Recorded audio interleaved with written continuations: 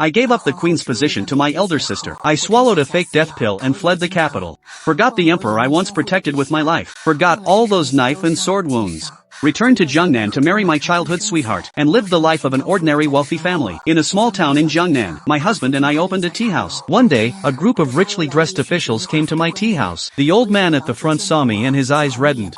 "Your Highness, is it you? You're alive. Why haven't you returned to the capital? Don't you know His Majesty has been searching for you madly all these years?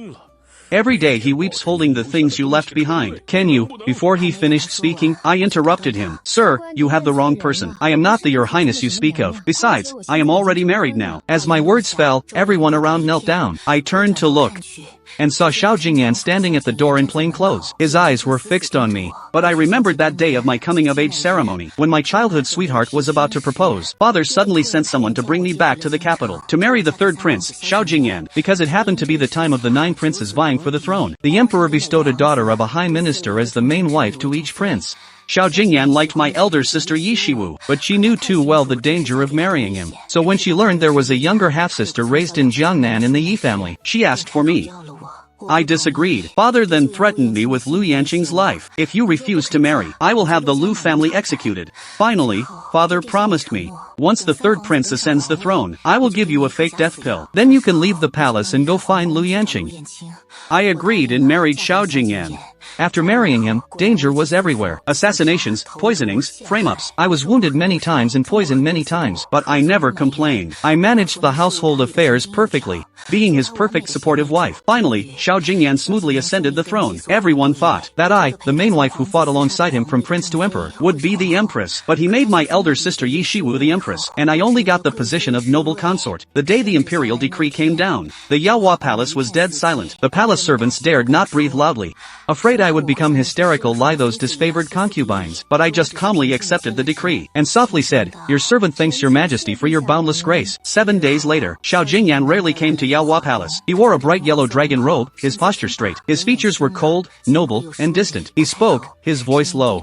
"Chu Xuet, do you have any objection to my decision?" I quickly stood up and bowed. "Your servant dares not. Your majesty's decision to make my sister empress is wise. Your servant has no objection." Xiao Jingyan looked at my calm face and frowned. He thought my quietness these days was to force him to come personally, and that once he asked, I would surely cry, be wronged and make a scene. Then he could reward me with something, and sternly say, "I told you on our wedding day, my heart only has Shiwu. I can give you wealth and honor, but I cannot give Lop or the empress's position. That can only be given to the one I lop." With such a mix of kindness and severity, this matter would be over. But I truly didn't care. Clearly, my attitude was good. It wouldn't cause trouble. It showed I had taken his words to heart, and dared not have false hopes. But seeing my indifferent attitude, Xiao Jingyan felt inexplicably uncomfortable. "Your Majesty, the servant has brought the items." The chief eunuch Li Dequan led a group of servants, holding brocade boxes as they entered. The brocade boxes were opened. Inside was fine snow fox fur, white as snow, without a trace of color. This was what Xiao Jingyan had hunted himself a few days ago, intended as compensation to give to me. But seeing me lie this, he suddenly didn't know what to say.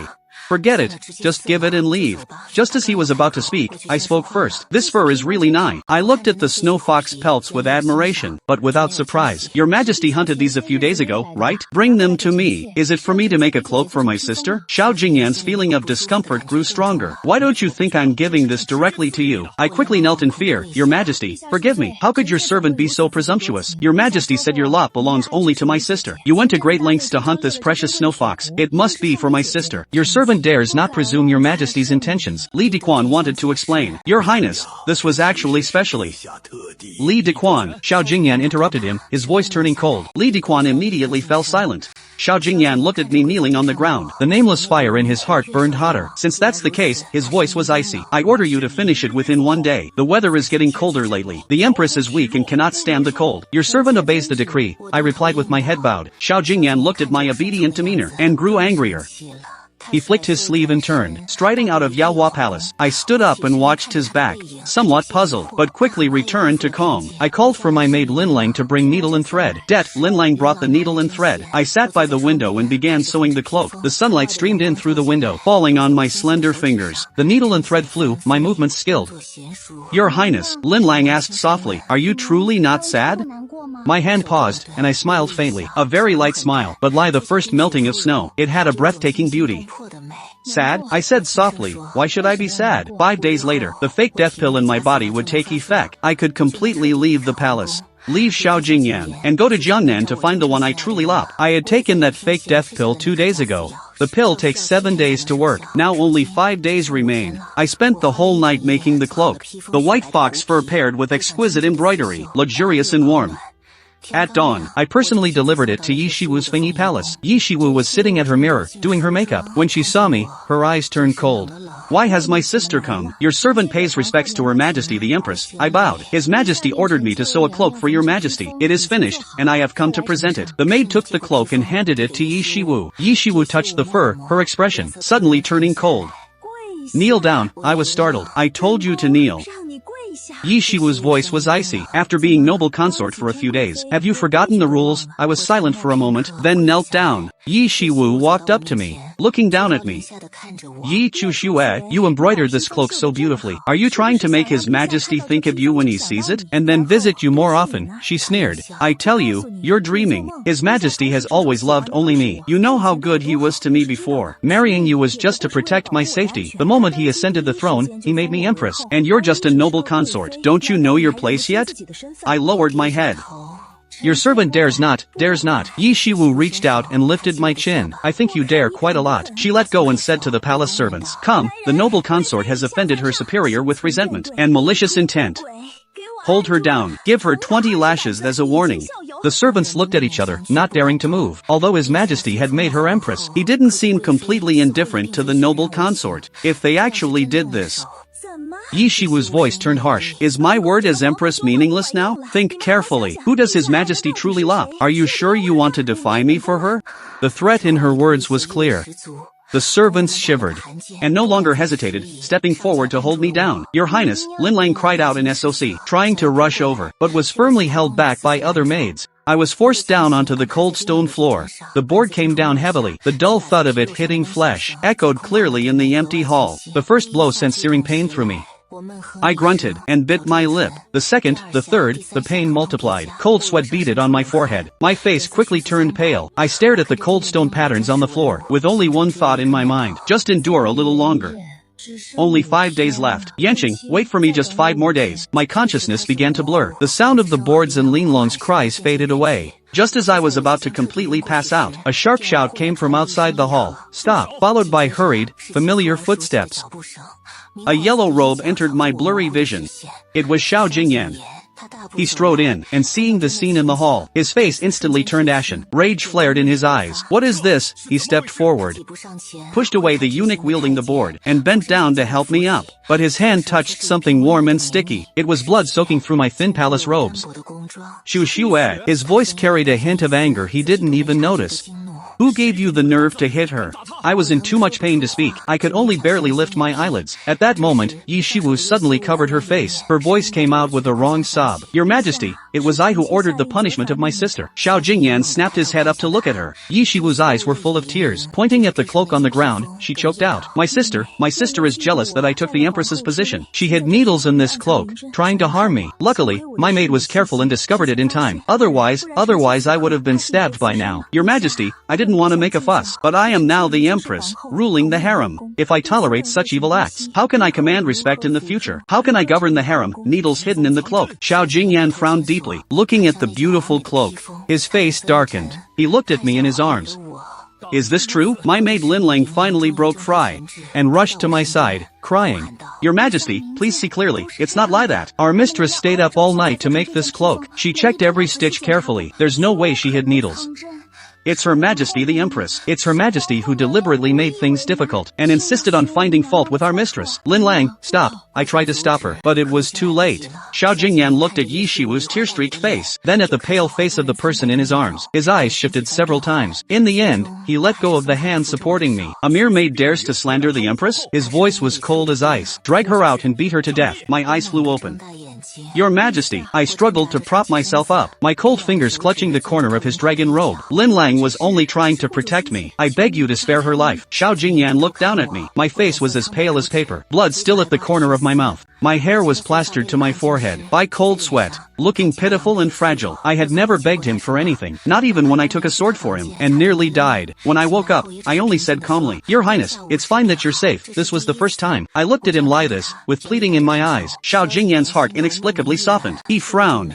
Just about to say, "Forget it, death can be spared, but punishment cannot be avoided." But Yi Shiwu suddenly tugged at his sleeve, sobbing, "Your Majesty, if you spare her today, how will I establish my authority in this palace in the future? Everyone will think the Empress is weak and easy to bully. Even a maid dares to defy me. I might as well die." As she spoke, she actually lunged towards a nearby pillar. Xiao Jingyan pulled her back into his arms, shouting, "Nonsense!" He looked at Yi Shiwu, who was crying so hard she could barely breathe. Then at me, lying on the ground, barely alive. He closed his eyes and finally hardened his heart. "Drag her out.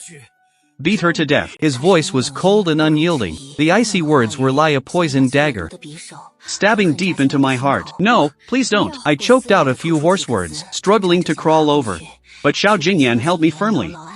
"Yi Chu Xue." His voice carried a warning and a hint of barely concealed irritation. "It's just a maid. I'll send you better ones later." "No, Your Majesty, I don't want anyone else. I only want Lin Lang.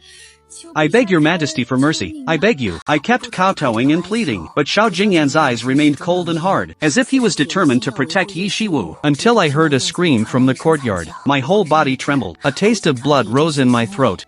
Overwhelmed by anger and grief, combined with the excruciating pain in my back, I suddenly spat out a mouthful of blood, and my vision went black as I fainted.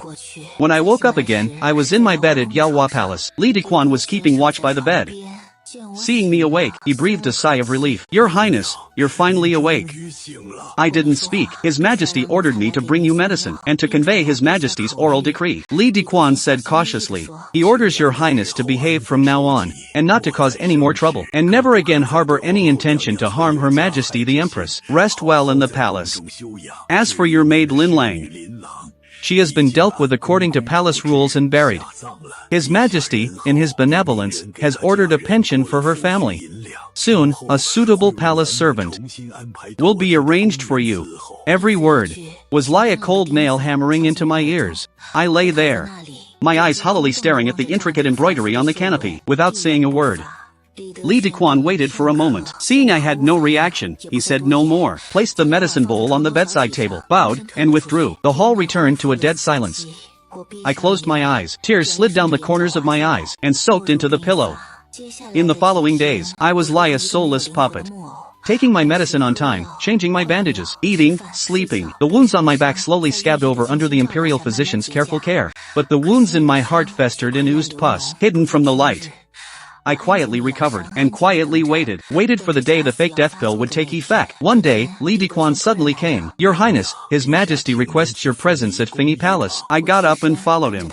On the way, Li Dequan quietly told me what had happened in the palace these past few days. "Your Highness, someone has been spreading rumors outside the palace, saying that Her Majesty the Empress is arrogant and domineering, and arbitrarily kills commoners, unworthy to be Empress. These past few days, some court officials have submitted memorials, requesting His Majesty to depose the Empress. When Her Majesty the Empress found out, she was so upset she tried to commit suicide. The imperial physician worked all night to save her. His Majesty flew into a rage, and gathered everyone in the palace at Fengyi Palace, vowing to find the person spreading the rumors, and kill them without mercy. I listened, my heart completely calm. When I arrived at Fengyi Palace, sure enough, a crowd of people was kneeling on the floor. Xiao Jingyan sat at the head. Yi Shiwu leaned against him, crying pitifully. "Your Majesty, I am innocent. I never did those things."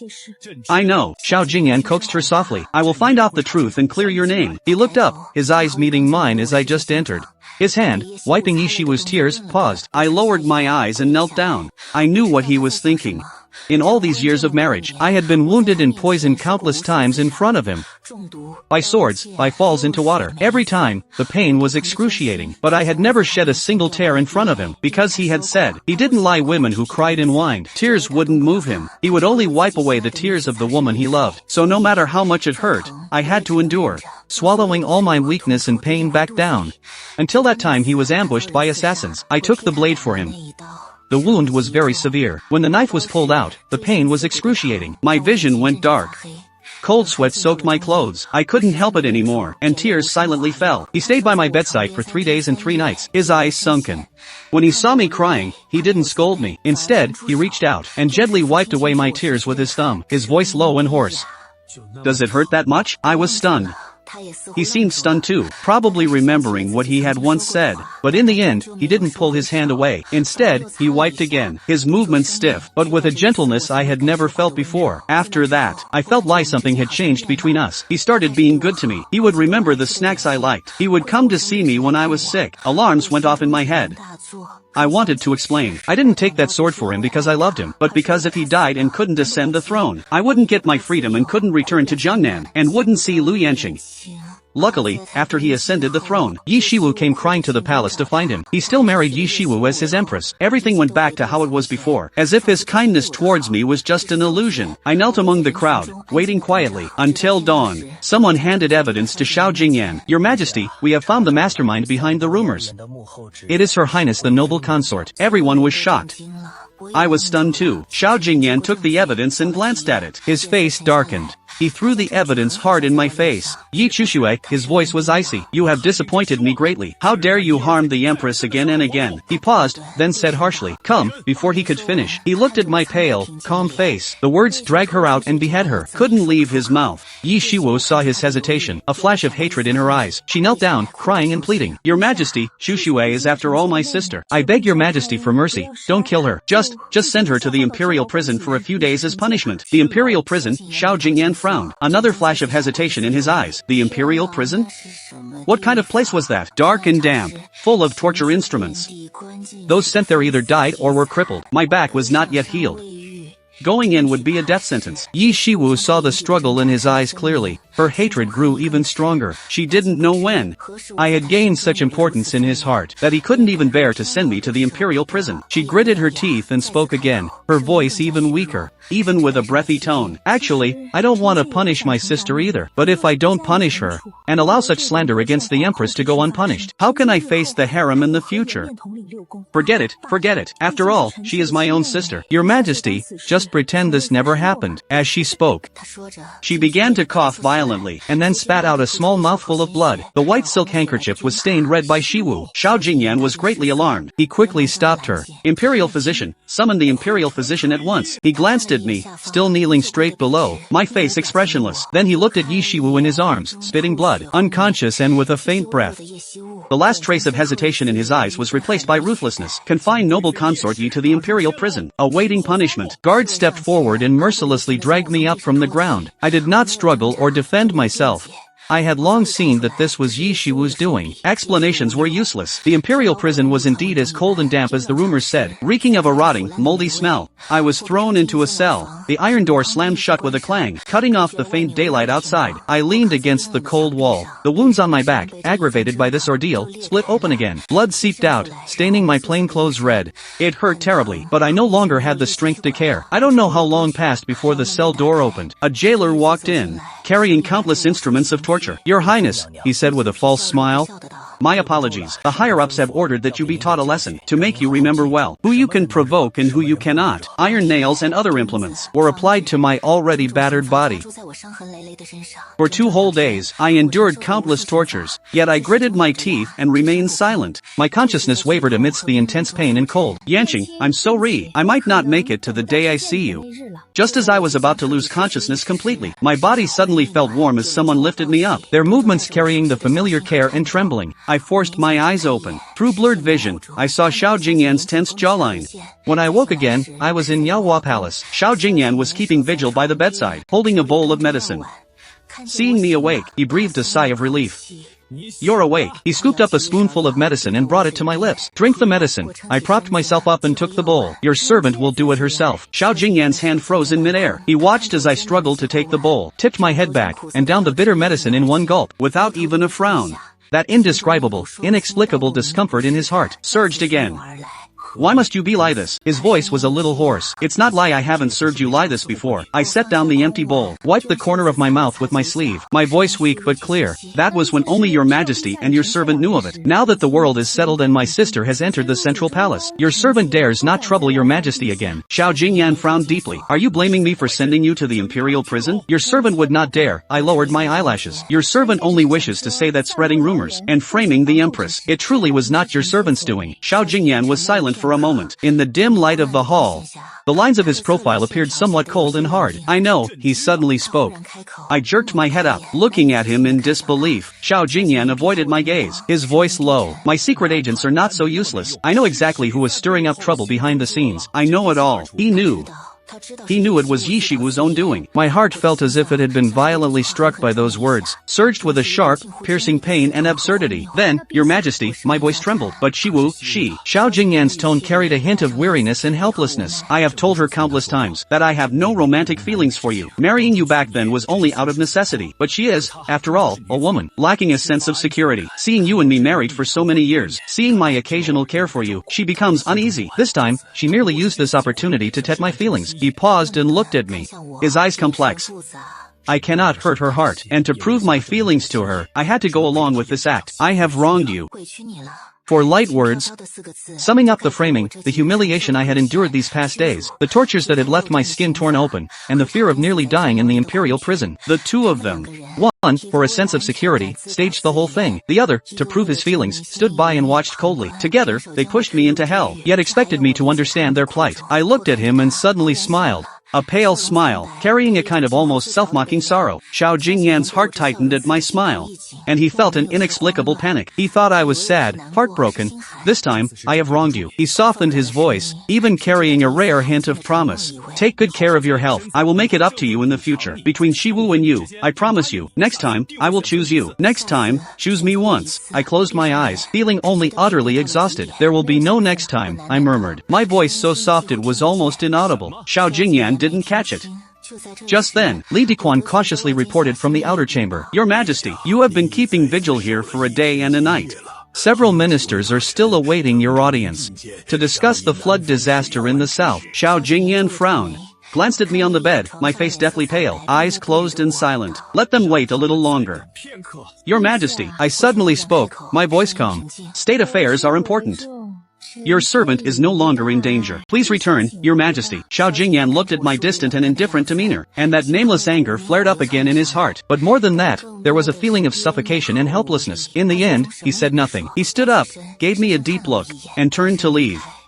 In the days that followed, Xiao Jingyan seemed to truly be trying to make amends. Secretly, endless gifts were sent to my palace. Rare antiques, fine silks and satins, and even several tributes meant only for the emperor and empress. That day, he even sent someone to inform me that he wanted to take me to the imperial hunting grounds on the outskirts of the capital to relax. That was a venue exclusive to the emperor and empress. No consort had ever set foot there. I was just thinking of how to politely decline, for that very day was when the fake death potion was set to take effect. In the palace, I could die suddenly. If I died on the way to the hunting grounds, wouldn't that arouse suspicion? I was about to send word through the new maid, when a man in black suddenly jumped in through the window. Just as I was about to scream, the back of my neck was struck sharply. My vision went black, and I lost consciousness. When I regained consciousness, I was awakened by the howling cold wind. I struggled to open my eyes, and found myself in a very high place. My hands were bound with thick ropes, and I couldn't move. Bound beside me, dressed in luxurious palace attire, was Yi Shiwu, her face pale with terror. We were tied on top of the city gate tower. Below, torches blazed brightly, and a dense formation of imperial guards stood ready. At the very front, Xiao Jingyan, in dark casual robes, stood tall and straight as a pine, looking up at the tower with a stern expression, his eyes fixed intently on the two of us. Xiao Jingyan, a hoarse, crazed voice rang out from the other side of the tower. I forced my head around and saw a man in a tattered dragon robe, his demeanor wild and frenzied. It was the former crown prince, Xiao Zhiyu. After failing in his bid for the throne, he had been imprisoned. I don't know how he managed to escape now. I never thought we brothers would meet again like this. Xiao Zhiyu laughed wildly. Xiao Jingyan, you destroyed everything I had. Today, I will make you taste the pain of losing your beloved forever. He pointed at me and Yi Shiwu, who were tied up, his eyes filled with venomous madness. These two women, one is your beloved empress, the other is the consort who has followed you for years, risking her life for you. Xiao Jingyan, back then, you made me choose between my mother and the crown princess to lie. Today, I give you a choice as well. You can only save one of them. The other, I will push off from here immediately, smashing her to pieces. So you will lie in pain and regret forever. Choose, my dear brother. Let me see who is more important in your heart. Below the tower, there was dead silence, only the wind howling. Xiao Jingyan's face, illuminated by the torches, was terrifyingly dark. He clenched his fists, the veins on the back of his hands bulging. His gaze darted back and forth between the two women. Yi Shiwu was already scared out of her wits, crying and screaming hysterically. Your Majesty, save me. Your Majesty, your servant is so scared. Your servant cannot die, Your Majesty. But I just quietly watched below. There was no expression on my face. I was neither afraid, nor hopeful, just calm. As if all this had nothing to do with me. Only occasionally, my gaze would drift towards a certain direction below the tower. The road leading out of the palace. And also the road to Jiangnan. Xiao Jingyan's gaze finally settled on my calm face. He remembered his promise to me not long ago. Next time, I will choose you. His heart inexplicably tightened. Yi Shiwu's cries grew even more piercing. Your Majesty, you said you only loved me. You said you would always protect me, Your Majesty. Xiao Jingyan closed his eyes. When he opened them again, only the decisive judgment of an emperor remained, along with a trace of barely perceptible evasion. He thought, Xu Xue is always so strong, so able to endure. I'll just owe her one more time. Next time for sure. He raised his hand and pointed at Yi Shiwu on the tower, his voice hoarse but clear through the wind. I choose the empress. Ha ha ha, good, a true romantic. Xiao Ziyu laughed wildly, signaled his men to untie Yi Shiwu's ropes, and pushed her towards the small door leading to safety. Yi Shiwu scrambled down the tower, threw herself into Xiao Jingyan's arms, and burst into loud sobs. Xiao Ziyu, grinning fiercely, walked towards me, who was left alone. Then farewell, noble consort. Almost at the same time, several crossbow bolts shot out from the shadows of the tower, precisely piercing the vital points of Xiao Ziyu and several of his men. Xiao Ziyu's body stiffened, a trace of mad glee still lingering in his eyes, and he fell straight backward. Just before dying, he used his last strength to give a hard push to me, who was already half hanging over the edge. Xu Xue. Xiao Jingyan watched helplessly as that thin figure, like a broken kite, fell from the high tower. A dull thud as she hit the ground. I landed on the bluestone ground below the tower. My body twitched slightly and then lay still. Xiao Jingyan felt as if his heart was being violently squeezed by an invisible hand, the pain so intense he could barely breathe. He rushed over like a madman. Xu Xue. Xu Xue. He fell to his knees, carefully lifted me up. My face was as pale as paper, blood trickling from the corner of my mouth, my eyes tightly shut. Thankfully, there was still breath. Imperial physician. Summon the imperial physician at once. He roared hoarsely, his voice filled with unprecedented panic. Your Majesty, not far away, Yi Shiwu suddenly groaned, a dark red trail of blood seeping from the corner of her mouth, and her body went limp as she collapsed. Shiwu, Xiao Jingyan was startled. Yi Shiwu grabbed his sleeve, her breath faint. That rebel forced me to swallow a pill earlier. I don't know what it was. Your Majesty, am I going to die? Don't worry about me. First go see my sister. Xiao Jingyan looked at me, still breathing, in his arms, then at Yi Shiwu, vomiting blood, and weak, not far away. His eyes were locked in a fierce internal battle. Xu Xue fell from the tower, but luckily it wasn't too high. She still has breath, so she should be fine. But Shiwu, who knows what poison she was given? Finally, he gritted his teeth, gently laid me on the ground, and shouted to the approaching guards, quickly, send the noble consort back to her palace. Summon the imperial physician to treat her immediately. I will be there soon. With that, he scooped up Yi Shiwu in his arms, and strode swiftly towards the nearest palace, his voice anxious, Imperial physician. Where is the imperial physician? I was hastily carried back to my palace by the guards. An imperial physician was already waiting, and quickly came forward to examine me. Fortunately, the tower wasn't very high, and Her Highness seemed to have some cushioning upon landing. It's just some superficial injuries and mild internal SOC, no damage to the bones or tendons. After a careful examination, the physician breathed a sigh of relief, and began to bandage my wounds to stop the bleeding. The bleeding soon stopped. The physician was just about to say that Her Highness was out of danger, and only needed rest, when I, lying on the bed, suddenly and without warning, violently spat out a large mouthful of blood. Then a second, a third mouthful.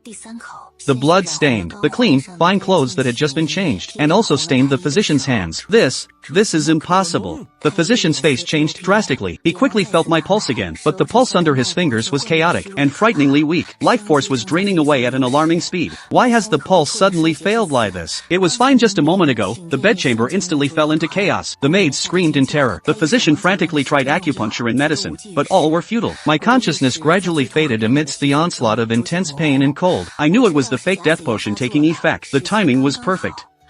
I lay on the bed, staring at the canopy above. My consciousness grew fainter and fainter. Finally, I felt the physician's trembling hand withdraw from my wrist. He slowly knelt down, his face ashen. "Quick, go report to His Majesty. Her Highness, the noble consort, has passed." I closed my eyes, a faint smile still on my lips. Finally free. The hall was filled with kneeling maids and eunuchs. Before the weeping could begin, the hall door was violently slammed open. Having received the news, Jiangnan rushed in. He shoved aside the physician kneeling by the bed, with such force that the old physician staggered and fell to the ground. "What false news are you spreading?" Jiangnan's voice was hoarse as he shouted harshly. "How could she die? She just fell from the tower." I saw it, just superficial injuries. He rushed to the bedside and leaned down to look. I lay there quietly, my face a deathly pale, my lips completely bloodless, my eyes peacefully closed, casting two small shadows on my face. Jiangnan reached out, his fingertips trembling as he touched under my nose. There was no breath at all. A cold sensation shot up from his fingertips, spreading through his entire body, freezing him as if all the blood in his veins had congealed. His face changed drastically. He jerked his hand back, then, as if unable to believe it, reached out again, even touching my neck, feeling for my heart.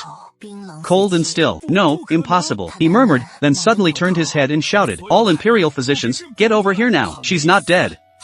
She can't be dead. If you can't save the noble consort, I will have you all buried with her." The head of the Imperial Medical Institute scrambled forward. Under the emperor's almost murderous gaze, he tremblingly felt my pulse again.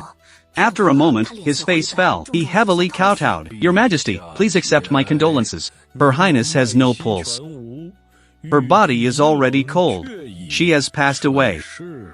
"Get out!" Jiangnan kicked over the physician kneeling in front. His chest heaved violently. "She was alive just a moment ago. I saw her being carried back with my own eyes. Just superficial injuries, how could she die?" Another physician cautiously stepped forward to take my pulse. He also shook his head and knelt down. A third, a fourth. All the hastily summoned physicians took turns examining me, and all turned pale. They kowtowed and lamented, "Your Majesty, Her Highness has indeed passed. We are incompetent. Get out! All of you, get out!" Jiangnan grabbed a medicine bowl nearby and smashed it hard on the ground. Shards flew everywhere. The servants were terrified and scrambled out.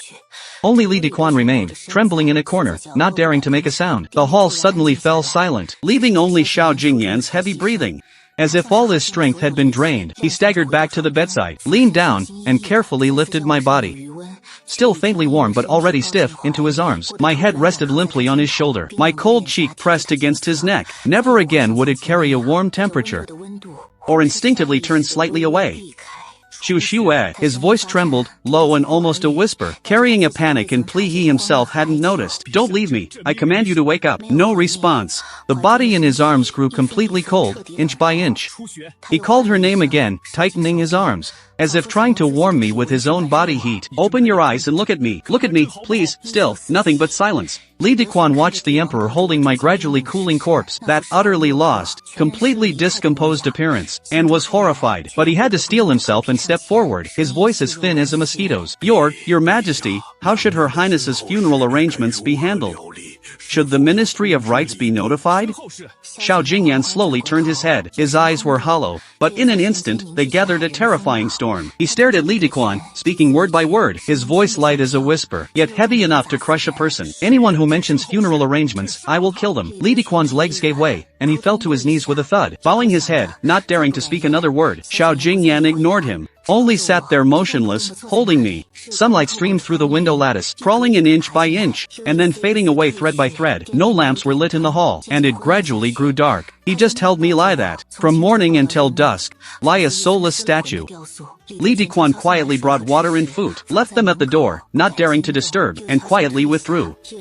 Night deepened. Palace lanterns were lit one by one, their yellow light filtering through the window paper, casting blurry shadows on the cold floor tiles. Jiangnan finally moved his stiff body. He gently laid me back on the bed, his movements more tender than ever before, even carrying a kind of devout care, as if afraid of waking a too fragile dream. He wrung out a warm cloth.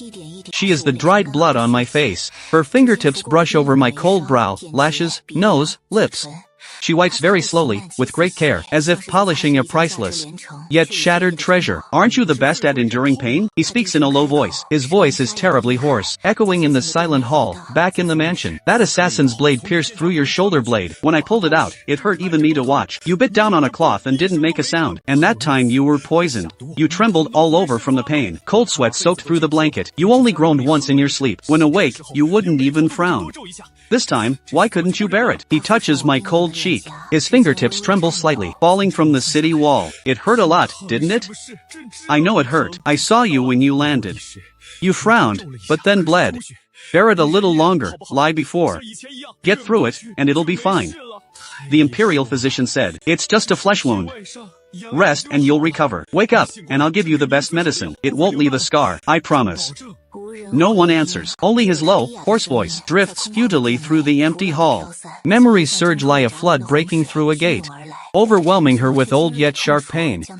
She remembers the wedding night. The dragon and phoenix wedding candles burned brightly. I sat quietly on the bed's edge in my red bridal gown. He lifted the veil, and saw my calm, unruffled eyes. No shy joy of a bride. No fear of a concubine's daughter marrying up. Just as indifferent as a deep pool of water. She felt an inexplicable irritation, and said coldly to me, Yi Chuxue, I married you only to ensure Shiwu's safety. I can give you the position of principal consort, and wealth and honor, but I cannot give you lop. You'd best remember to stay in your place, and not covet what isn't yours. How did I respond back then? I slowly stood up, and gave him a perfectly formal bow. My voice was calm and steady. I understand. Thank you for telling me, Your Highness, so calm, so sensible. It choked back the harsher warnings he had prepared. He also remembered the first assassination attempt. It was on the road to inspect Jiangnan. The assassin's blade aimed straight for his heart. In a flash, a slender figure rushed over, and knocked him hard out of the way. The dull sound of a blade piercing flesh was chilling. Warm blood splattered across his face. He turned to see me fall into his arms, with the knife still in my shoulder, blood gushing out, quickly staining my clothes red. My face was terrifyingly pale, my forehead covered in cold sweat, yet I struggled to look up at him. My lips moved, my voice barely a whisper. Is Your Highness injured? He held me, his hands shaking violently, hoarsely shouting for the imperial physician. When the knife was pulled out, he held my hand tightly. My hand was ice cold. My fingernails dug into his palm, leaving crescent-shaped bloody marks. But I still bit down on the cloth, without a single cry of pain. Only my body's uncontrollable trembling revealed my agony. When I woke up, he was sitting by my bedside. Without sleeping for 3 days and nights, I opened my eyes. My first words were still, it's good that Your Highness is unharmed. As if the blade that nearly pierced my shoulder, the blood that spilled everywhere, the brush with death were all insignificant. Another time, he caught a chill, with a high fever that wouldn't break in a daze. He felt someone gently wiping his forehead with a warm cloth, their movements tender. In his feverish confusion, he grabbed the hand feeding him medicine, and pressed it against his burning forehead, mumbling my name.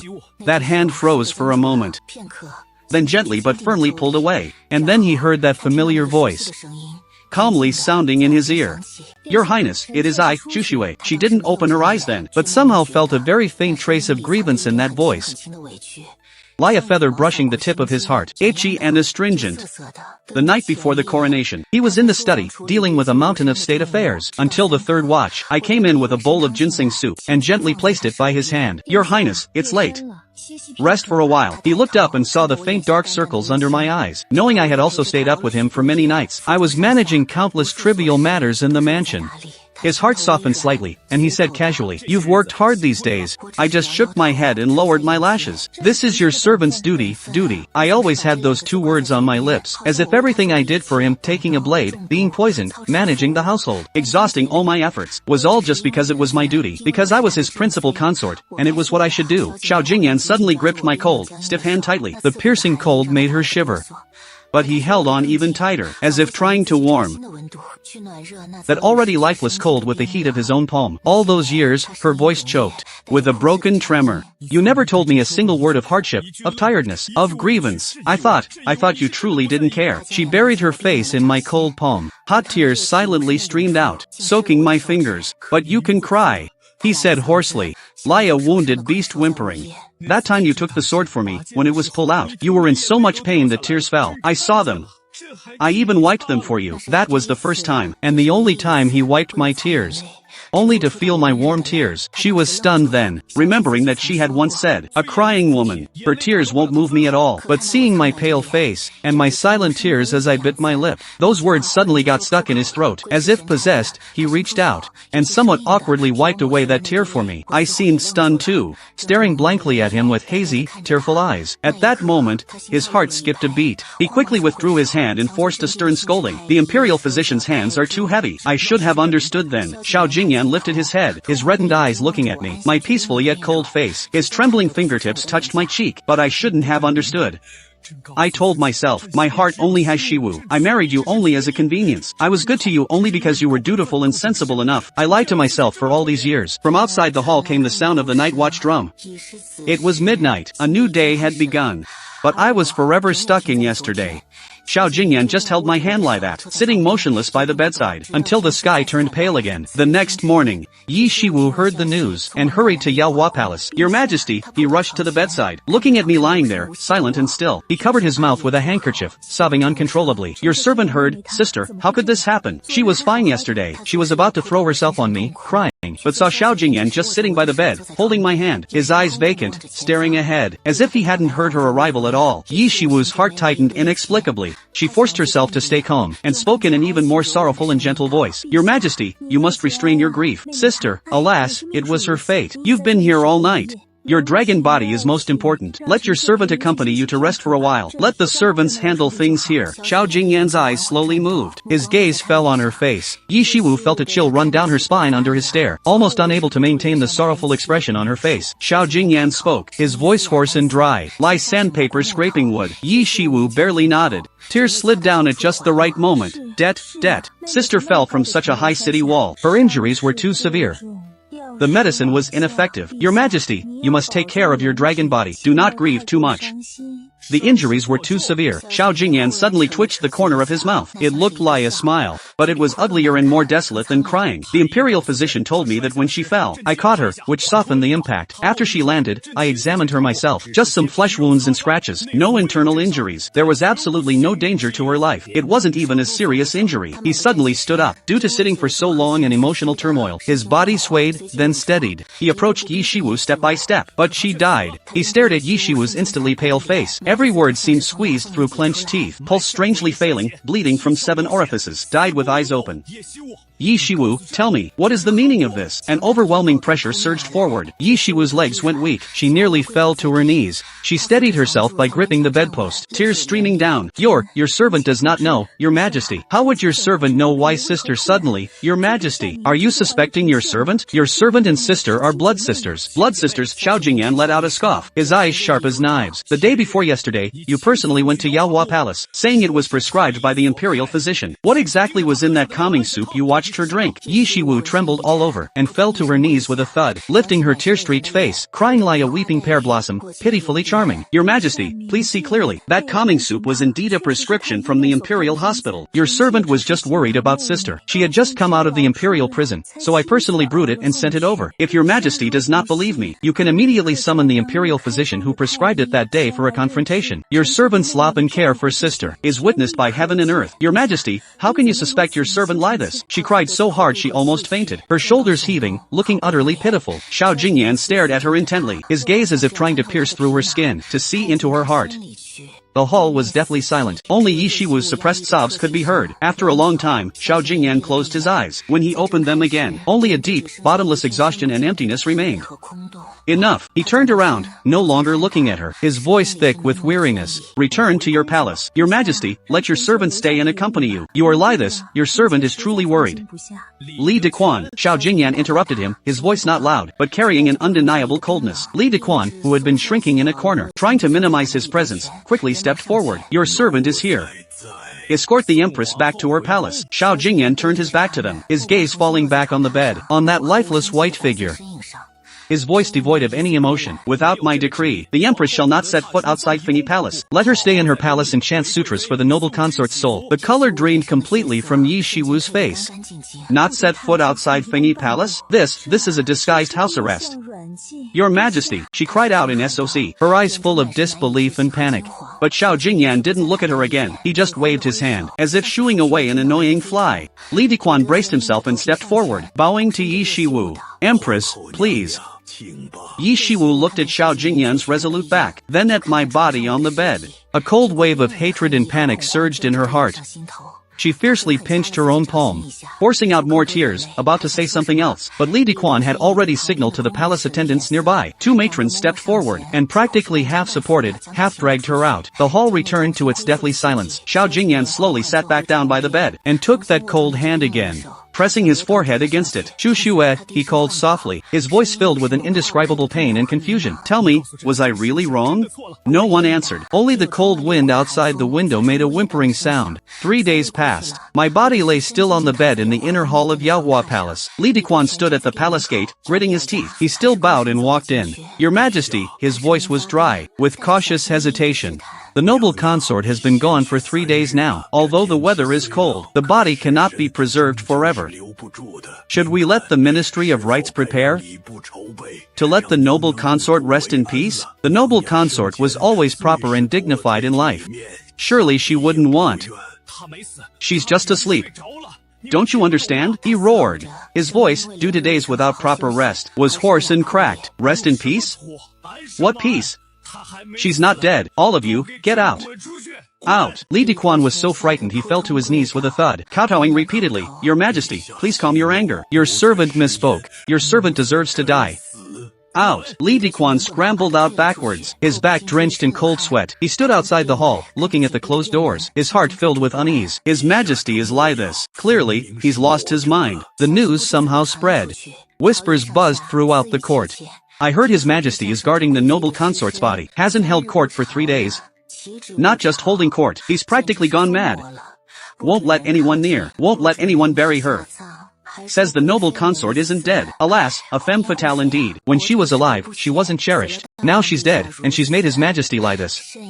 Careful, careful. Gossip and rumors." Xiao Jingyan turned a deaf ear to them all. He wouldn't let anyone near the inner hall. He personally wiped my body, and changed my clothes, as if I were merely in a deep sleep. He even summoned the imperial astronomer, and demanded to know if there were any unusual celestial movements, or if some deity had been offended. The head of the imperial observatory was terrified out of his wits, stammering and unable to give a clear answer. Xiao Jingyan flew into a rage and dismissed him from his pot. Then he issued an even more absurd decree.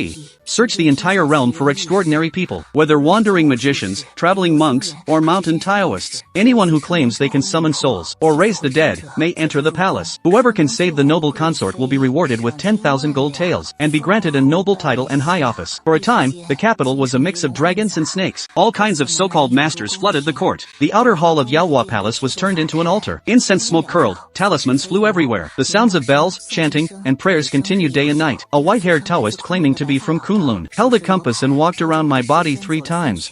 Then burned incense and consulted the oracle, finally shaking his head with a sigh. "Your Majesty, it's not that this poor priest is unwilling to do his best. The noble consort's soul has scattered. Her 3 souls and 7 spirits are nowhere to be found. Forcibly keeping the body is also futile. It would be better to let the noble consort be buried soon, and let her soul return to heaven and earth."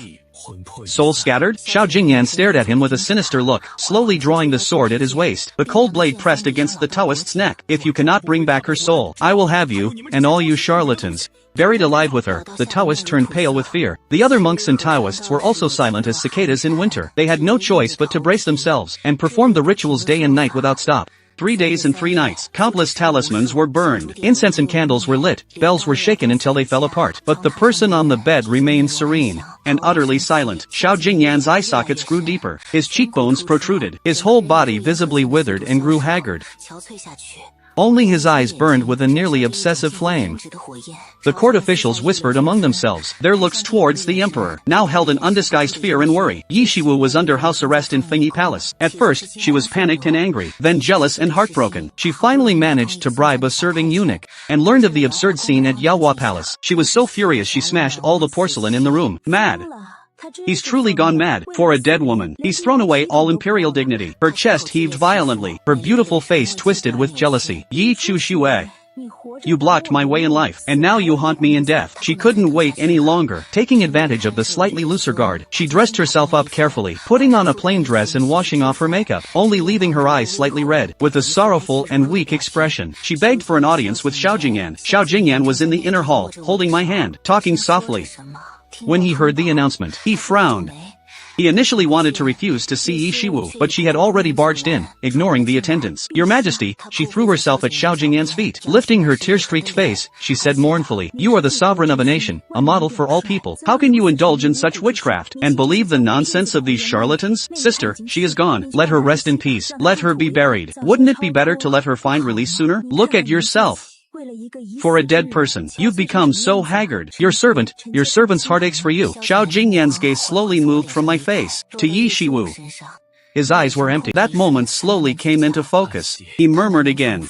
A bitter, desolate smile curled at the corner of his mouth. He had never been so quiet. When she was alive, he was always busy, managing affairs, mediating for me, searching for medicine for me, standing in front of me. He seemed to never know fatigue, always standing there. As long as I turned around, I could see him. He turned back, looking at my peaceful sleeping face. His fingertips gently brushed my cold cheek. Now, he has finally rested. Nothing to worry about, nothing to do anymore. But I am afraid of him, afraid of this boundless silence, afraid of this waiting that will never be answered, afraid of this cold, stiff touch. Yi Shiwu looked at him, the undisguised pain and longing in her eyes, almost burned through her reason. Her nails dug deep into her palm, using pain to force herself to calm down. Her voice was softer, with a breathy tone. Your Majesty, you still have your servant. Your servant will always be with you, just like when we were young. Your Majesty, look at your servant. Look at me. But Xiao Jingyan seemed not to hear. He only spoke to Li Dequan, who was waiting nearby, barely daring to breathe. Keep searching. The world is vast, with many talented people. There are so many extraordinary individuals. I don't believe no one can save him. Li Dequan's throat tightened. He responded with a sound. Yi Shiwu sat slumped on the ground, looking at Xiao Jingyan. Her eyes held no other image, only the cold corpse on the bed. Her heart sank bit by bit into an ice cave. Then it was seared to a boil by resentment and hatred. On the morning of the 7th day, the eunuch on night duty scrambled into the inner hall. His face was deathly pale, and he fell to his knees with a thud, trembling like a leaf in the wind. Your Majesty, it's terrible.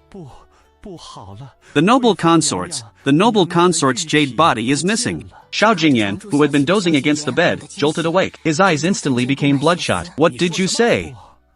Missing? The ice coffin is empty.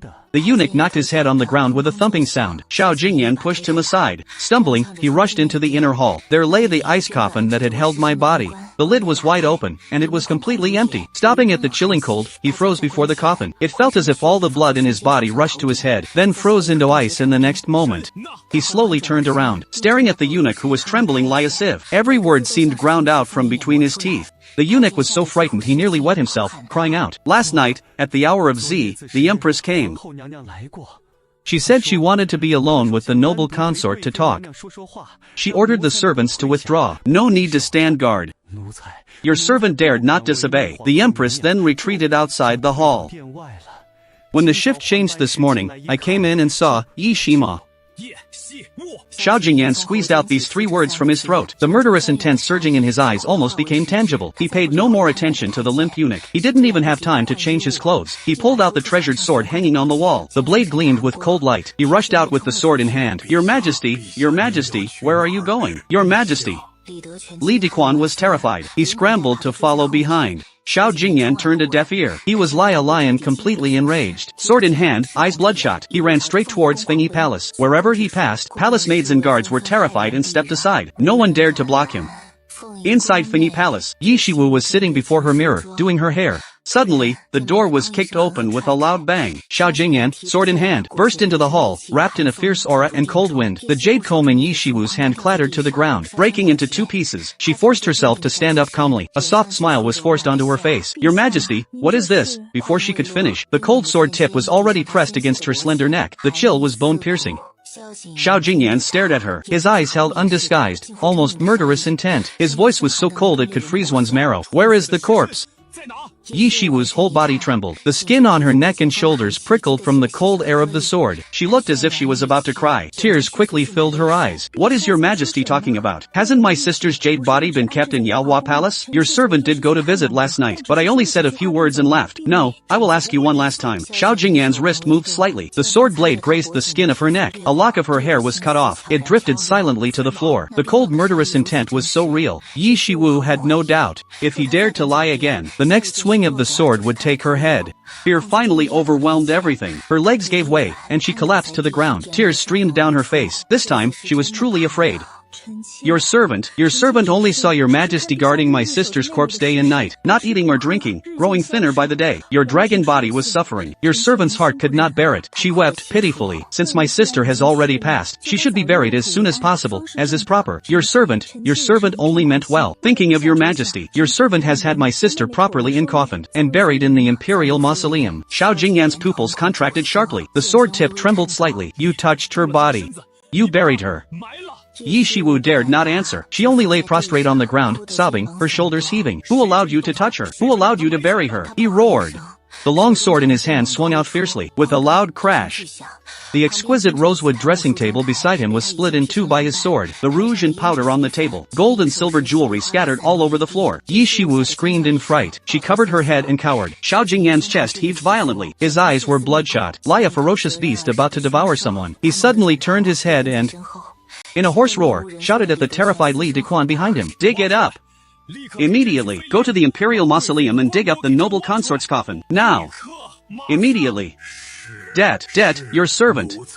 I obey. Your servant will go at once. Li Dequan scrambled out, shouting orders to summon men. For a time, the entire palace was alarmed. The emperor was going to dig up the newly buried noble consort's tomb. What a shocking and outrageous act against all norms. But no one dared to advise against it. The emperor at this moment was like a madman. Any obstruction could bring death.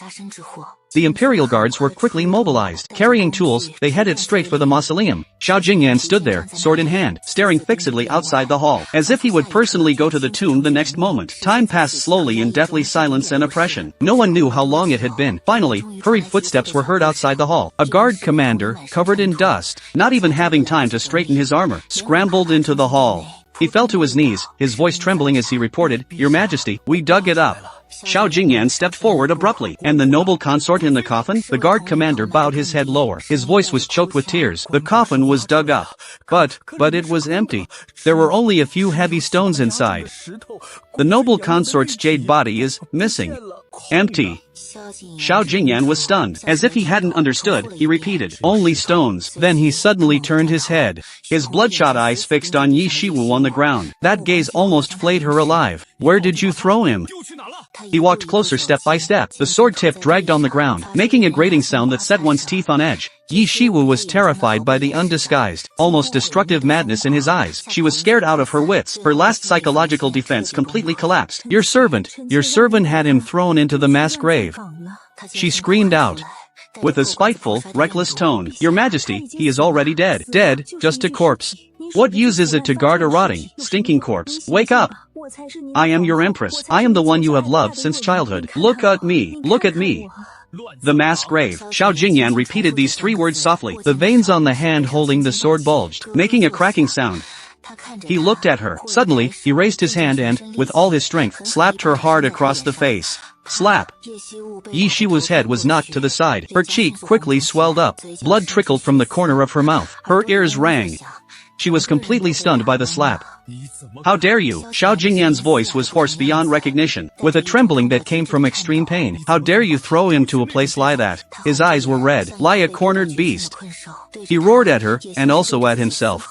He accompanied me from being an unnoticed prince to this supreme position. He blocked 3 assassination attempts for me, was poisoned twice. The scars on his body number more than a dozen, large and small. The longest scar on his back was for me.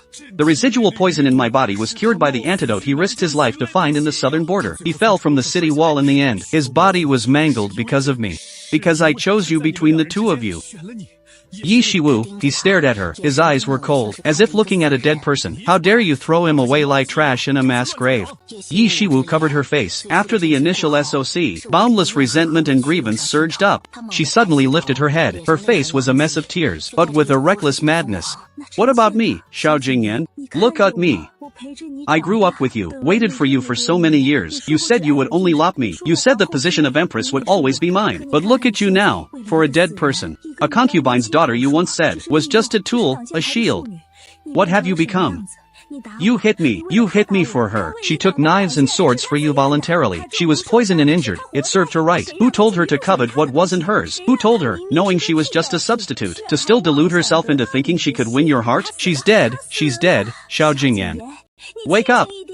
Enough! Xiao Jingyan interrupted her hysterical cries. His voice was not loud, but it carried a decisive coldness and exhaustion. He looked at her, at this face that had once haunted his dreams. The most beautiful face in the world, he had thought. Her face twisted and contorted with jealousy and resentment. Suddenly, it felt incredibly unfamiliar, and incredibly tiresome. He said, word by word, clearly, do not want to see you. Having said that, he didn't look at her again. He turned, sword in hand, and strode out of Fengyi Palace. Your Majesty, where are you going? Xiao Jingyan. Yi Shiwu screamed behind him, but she was firmly held back by the palace maids. Xiao Jingyan mounted his horse. He didn't even have time to gather many troops. Taking only a squad of his personal guards, he shot out of the palace gate like an arrow from a bow, heading straight for the mass grave outside the city. The cold wind was biting, cutting his face like a knife. But he seemed not to feel it. There was only one thought in his mind, find him. I must find him. I cannot leave him in a place like that. The mass grave was in the most desolate mountain valley on the outskirts of the capital. It was where unclaimed bodies, executed criminals, and the lowest palace servants were discarded. Before he even got close, a thick, nauseating stench of decay hit him. The guards showed pained expressions. Some couldn't help but retch. But Xiao Jingyan seemed not to smell the overwhelming stench. He dismounted, disregarding imperial dignity, ignoring the filth on the ground. He rushed madly into that mountain of corpses. Xu Xiuwei. He hoarsely called my name. His voice echoed in the empty valley. With a desperate tremor, he began to search, body after body. Some were already rotting and maggot-infested. Some were unrecognizable. Some were just bones. He dug through the piled corpses with his bare hands, ignoring the sticky feel and the foul stench. Ignoring the bloody cuts on his hands from the bones. Your Majesty, you must not. Your Majesty. Li Diquan cried as he rushed over, trying to stop him. Let your servants search for you. Your precious body, get away. Xiao Jingyan pushed him aside. His eyes were bloodshot. He was like a madman. I will search myself. I will find him myself. He searched from dawn until the sun was high, from afternoon until sunset. His bright yellow dragon robe was covered in filth. His hands were stained with blood, mixed with mud and rotting fluids. His hair was disheveled. His face was smeared with dirt. Only his eyes were still frighteningly bright. Persistently searching every corner, the guards could no longer bear to watch. They also joined the search. But this mass grave had countless corpses. Finding a specific body thrown in just a few days ago was no easy task. The sun set in the west. The last ray of light was swallowed by dusk. Torches were lit. In the dim yellow light, this hell on earth looked even more terrifying. Xiao Jingyan was still searching, but his movements were getting slower, more and more sluggish. Finally, in a relatively remote corner, beside a pile of newly discarded corpses, he saw a familiar corner of plain white fabric. It was the material I often wore. Not the finest, but clean and elegant. I like to embroider a faint plum blossom or two on the hem. Xiao Jingyan's heart clenched. He scrambled over that piece of clothing. He recognized it as the Snow Shadow God's tribute from Jiangnan last year. There were only 2 bolts in total. One he had bestowed upon Yi Shiwu. The other he had casually given to me. I had simply accepted it silently, thanked him, and later made it into this outer robe. Often wearing it, Xiao Jingyan picked up the tattered, filthy outer robe with trembling hands. Besides mud and bloodstains, the fabric also bore marks of tearing by wild beasts' teeth, and some suspicious, sticky fluids. He clutched the garment tightly, as if grasping the last straw. But his fingertips only felt cold, filth, and despair. He knelt amidst the sea of corpses and blood. Holding the blood-stained garment, he looked up at the pitch-black, starless night sky, and let out a long, piercing, agonized howl. Li Diquan and the guards knelt all around. No one dared to look up. No one dared to make a sound. Only the howling cold wind, carrying the thick stench of decay, passing through the piles of white bones, lie the sobbing of lost souls. Xiao Jingyan hugged the filthy garment tightly, burying his face deep into it. His shoulders shook violently. He had finally lost me. In the most tragic and disgraceful way. unable to even keep a complete set of remains. He knelt for what seemed like an eternity until his legs were numb. The cold was bone-piercing. Xiao Jingyan slowly stood up, stumbling slightly. He held the garment tightly, as if holding the most precious treasure in the world. He turned and walked back the way he had come, step by step. After returning to the palace, he issued his final decree concerning me. Cold, decisive, devoid of any emotion. The Empress, Yi, has flawed virtue, framing a palace consort, desecrating a body. Her heart is vicious, her crime is punishable by death. From this day forth, she is deposed and confined to the cold palace. She shall not leave until she dies. 3 years later, 3 years have passed since I passed away. In the court, the atmosphere was oppressive. Your Majesty, the state cannot be without a ruler. The harem cannot be without an empress for long. The position of empress is vacant. There is no heir. This is not good for the state. Your old servant dares to speak boldly. I implore your Majesty to choose a virtuous woman, and establish a new empress soon, to reassure the people of the realm. On the dragon throne, Xiao Jingyan, in his black dragon robe, was gaunt, with deep-set eyes. His eyes were as still as an ancient well, bottomless. He did not look at the memorial. He only spoke calmly. His voice betrayed no emotion. The one I lop is dead. How can there be a new empress? Your Majesty, the noble consort has passed away. We also feel the grief. But the dead are gone. The living must carry on. Your Majesty is the ruler of the nation. You must prioritize the state and the people. Before he could finish, there was a sharp crack. The memorial was thrown harshly onto the jade steps. Papers scattered. Xiao Jingyan slowly stood up. His gaze swept over the silent ministers below. Word by word, cold as iron. Whoever dares to mention this again will be executed. The hall fell into deathly silence. No one dared to speak again. After the court session, Xiao Jingyan returned to the imperial study, but he had no heart for state affairs. The memorials piled up like a mountain. He picked up his vermilion brush. For a long time, he couldn't write a single character. Finally, he threw down the brush. He stood up and walked again towards the place that had been empty for 3 years. Yet someone meticulously cleans it every day. The palace remains unchanged. Everything in Yaohua Palace is still the same, spotless. The small couch by the window where I often sat still has the plain silk cushion I liked. On the side table, a poetry book lay open halfway. The pages, often turned, had frayed edges, as if I had just stepped out briefly and would return soon. Xiao Jingyan dismissed the attendants and walked in alone. He sat down on that small couch. His fingers brushed over the cold jade seat. Then he picked up the poetry book I often read. That one, filled with my casual notes written in my spare time. The handwriting was delicate and neat. If life were only as it first seemed, why would the autumn wind grieve over painted fans? Beside it, there was my small annotation. First meetings aren't always good. Endings aren't always bad. People's hearts change easily. Better to hold on to one's original heart. What was my original heart? The night grew deep. Palace lanterns lit up one by one. The dim yellow light filtered through the window lattice, casting lonely shadows on the floor. Li Dequan knocked and entered, holding a bowl of soup in his hands. Looking at the emperor's solitary back, he sighed inwardly and advised softly, Your Majesty, the night is deep. Your dragon body is important. You should rest. Xiao Jingyan did not turn around. His gaze fell outside the window. In the thick darkness, his voice drifted, Li Dequan, do you think she hates me?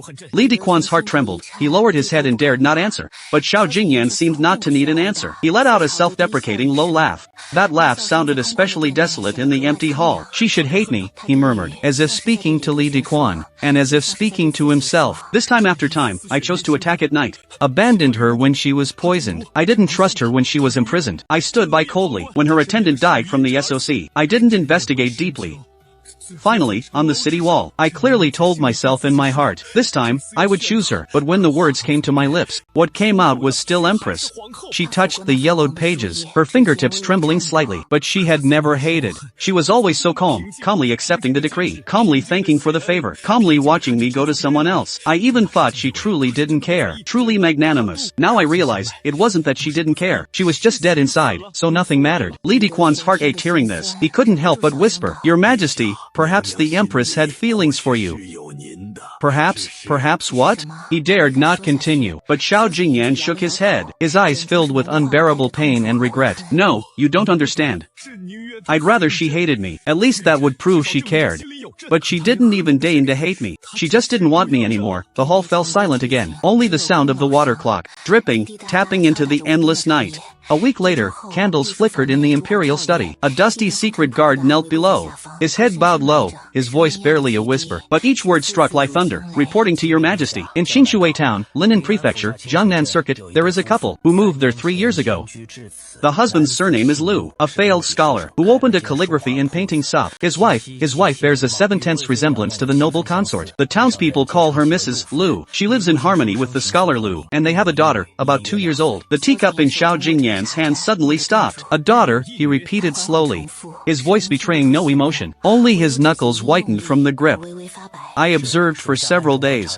Mrs. Liu rarely goes out, but occasionally goes to buy groceries or pick up her daughter. Her demeanor does show some palace etiquette. The secret guard bowed lower, daring not to continue. With a crisp crack, the fine white porcelain teacup was crushed in his hand, a crack forming. Warm tea spilled out, burning his fingers, but he didn't seem to notice. Investigate, he said, his voice cold as ice.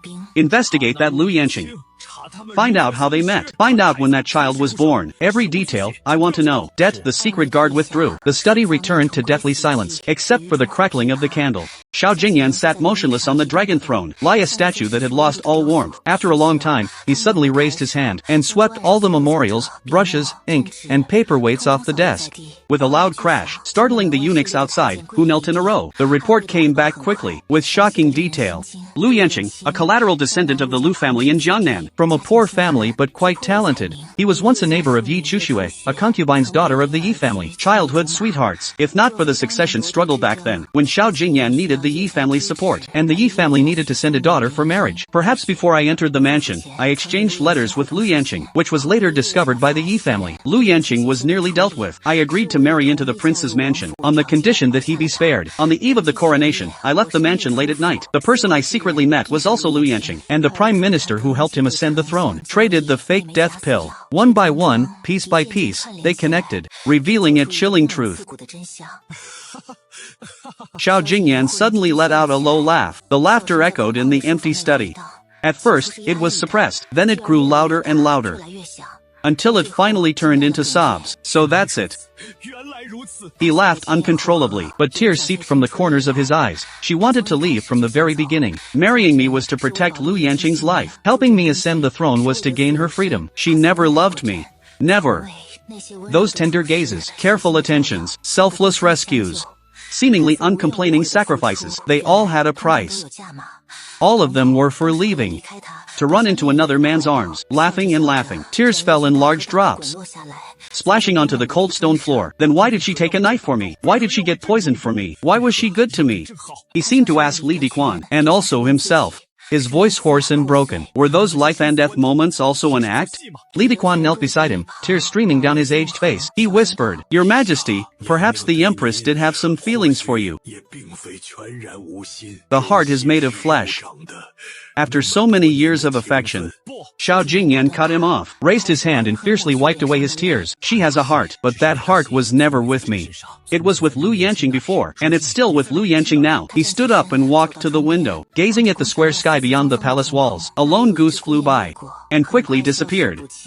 But I am the emperor, he said softly, as if to himself, or as if declaring, what I want, I must have. Before, it was the kingdom. Now, it's her. He turned around, no trace of tears left in his eyes, only the emperor's coldness and obsessive determination. Issue the decree. In 3 days, we will tour the south. He would personally go to bring her back, no matter what means. The day before the southern tour, Xiao Jingyan went to the cold palace. 3 years were enough to wear down the once pampered empress into a shadow of herself. The palace was dilapidated, covered in cobwebs. Yi Shiwu curled up in a corner on a pile of dirty straw, her clothes in tatters, her hair tangled like weeds, her face filthy. Only her eyes, upon hearing footsteps, suddenly lit up with a terrifying light. Your Majesty, she lunged like a madwoman, but tripped over the heavy shackles on her feet, falling at Xiao Jingyan's feet. She didn't care, reaching out to grab the hem of his robe, her voice hoarse and shrill. Your Majesty, you finally come to see me. Do you know how long I've waited? Your Majesty, let me out.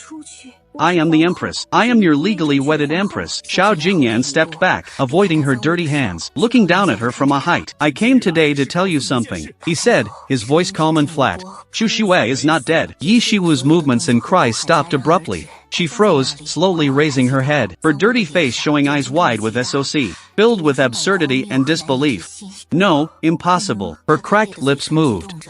I saw her die with my own eyes. Blood from all 7 orifices. The imperial physician confirmed it. She's dead. She's clearly dead. She faked her death. Xiao Jingyan said flatly, each word like a poison needle, piercing into Yi Shiwu's heart. Now she's in Jiangnan with her childhood sweetheart, Lu Yanqing, and they have a daughter. She should be about 2 years old now. Yi Shiwu was struck as if by lightning, completely collapsing to the ground, her lips trembling, but unable to make a sound. After a long moment, she burst into a sharp, twisted laugh. Ah, faked her death? She faked her death? Then what about me? What am I? She laughed until tears came, pointing at herself and then at Xiao Jingyan. Lie a madwoman.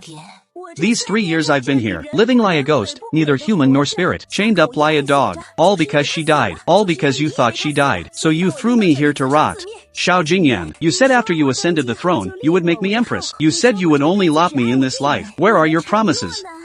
Where is your lop? Fed to the dogs, Xiao Jingyan closed his eyes. When he opened them again, his eyes were barren. I did say that, he said, his voice low, with a hint of weariness and self-mockery. But that was before I knew that my heart already belonged to her. Yi Shiwu's wild laughter caught in her throat, turning into strange, guttural sounds. She stared at Xiao Jingyan, as if seeing him for the first time. You?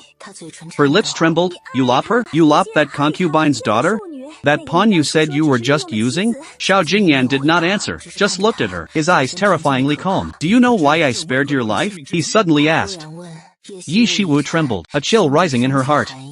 Xiao Jingyan said slowly, because Chu Xue doesn't like killing. She said life is precious, even an ant should have a chance to lie. I didn't want her to come back and think I'm a tyrant who kills without reason. Ha ha ha. Yi Shiwu laughed again, her laughter bitter and desperate. Your Majesty, you're ridiculous, truly ridiculous. She never had you in her heart. Not from the beginning, not ever. She loves Lu Yanqing. From start to finish, it was always him. Even if you drag her back, lock her by your side, she will only hate you day and night. You will never have her heart. Xiao Jingyan looked at her frenzied state. The last trace of emotion in his eyes faded into stillness. Then let her hate. He turned and walked toward the broken palace door that let in a sliver of light, his voice dissipating in the cold, damp air. Hate is better than forgetting me. He walked out of the cold palace. The sunlight was a bit blinding. Xiao Jingyan squinted, and said flatly to Li Dequan, who was waiting outside, give her a cup of poisoned wine. Let her keep a whole body. Bury her with a commoner's rights. Li Dequan's heart tightened. He whispered, and the Yi family? Xiao Jingyan did not stop walking. His voice carried on the wind, cold and merciless. Yi Xiang failed to teach his daughter properly and allowed her to commit murder, confiscate his rank and exile him 3,000 li. The rest of the Yi clan are never to be employed again. And so, the once mighty Yi family vanished into smoke. And the woman he had cherished in his heart for years also became a thing of the past. The hollow in his heart, once occupied by Yi Shiwu, then filled and emptied by me. Now only a bitter wind howled through it. He would find me, no matter where I was, no matter who I loved. I was his noble consort, before, and I must be again. In Xingshui town, Jiangnan, the spring scenery was beautiful. Willow catkins flew in the air. On the corner of the street was a small calligraphy and painting shop, called Mo Yunzhai, with a simple facade. But inside, it was tidy and elegant. At that moment, I was wearing a plain dress, my hair in a simple bun, held by a single wooden hairpin. I was bending my head, patiently pointing at an open book, softly saying something to a little girl leaning against my leg. The little girl was about 2 or 3 years old, with 2 little buns on her head, her cheeks pink and tender, her big, round eyes wide open, following my finger. She recited in a bee-by voice, spring sleep unaware of dawn. My eyes were gentle, a smile on my lips. I gently stroked the girl's hair. Nan is so smart. The cloth curtain at the back of the shop was lifted. Lu Yanqing, dressed in a blue robe, with a refined and elegant face, held a moon-white cloak in his hand. Naturally draping it over my shoulders, he said warmly, the spring chill is still sharp. Take care of yourself. You had a cough a few days ago. I turned and smiled at him. That smile was relaxed and bright, full of complete trust and dependence. I know, you're so fussy. Lu Yanqing also smiled. His gaze fell on my face, full of tenderness. He crouched down and picked up the little girl, rubbing his chin against her soft hair. Nan, were you learning characters from your mother again? The little girl giggled and hid in his arms. No, Nan is good. A scene of warmth and harmony. Across the street, under an old willow tree, Xiao Jingyan stood there. No one knew how long he had been watching. He was dressed in ordinary brocade robes, like a wealthy young man. But his cold, imposing aura clashed with the warm little town. He stared at the warm, dazzling scene in the shop, his hands hanging by his sides slowly clenched into fists, his nails digging deep into his palms, drawing blood, but he felt no pain. Only a dull ache in his chest, as if scraped by a blunt knife, raw and bloody. The pain was so intense he could barely stand. 3 years.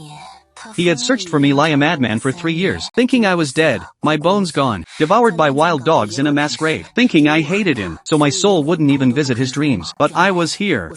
In this Jiangnan water town, in a Xianxia town he had never heard of, running a calligraphy and painting shop with Liu, having a daughter, living a simple but happy life. The gentle, peaceful smile on my face was something he had never seen before. When I was with him, I was always quiet, restrained, like a plant growing in the shadows, struggling to maintain dignity, but never daring to stretch out freely. So it wasn't that I couldn't smile, or couldn't be gentle. It was just that gentleness and smile were never meant for him. In the shop, the little girl seemed sleepy, rubbing her eyes and snuggling into my arms. I coaxed her softly. Liu took the child, gently patting her back, humming a low, unknown Jiangnan tune. Xianxia watched as that man naturally put his arm around my shoulder, watched as the little girl leaned on him and called him daddy, watched as I looked up at Liu with a completely unguarded smile. He closed his eyes tightly.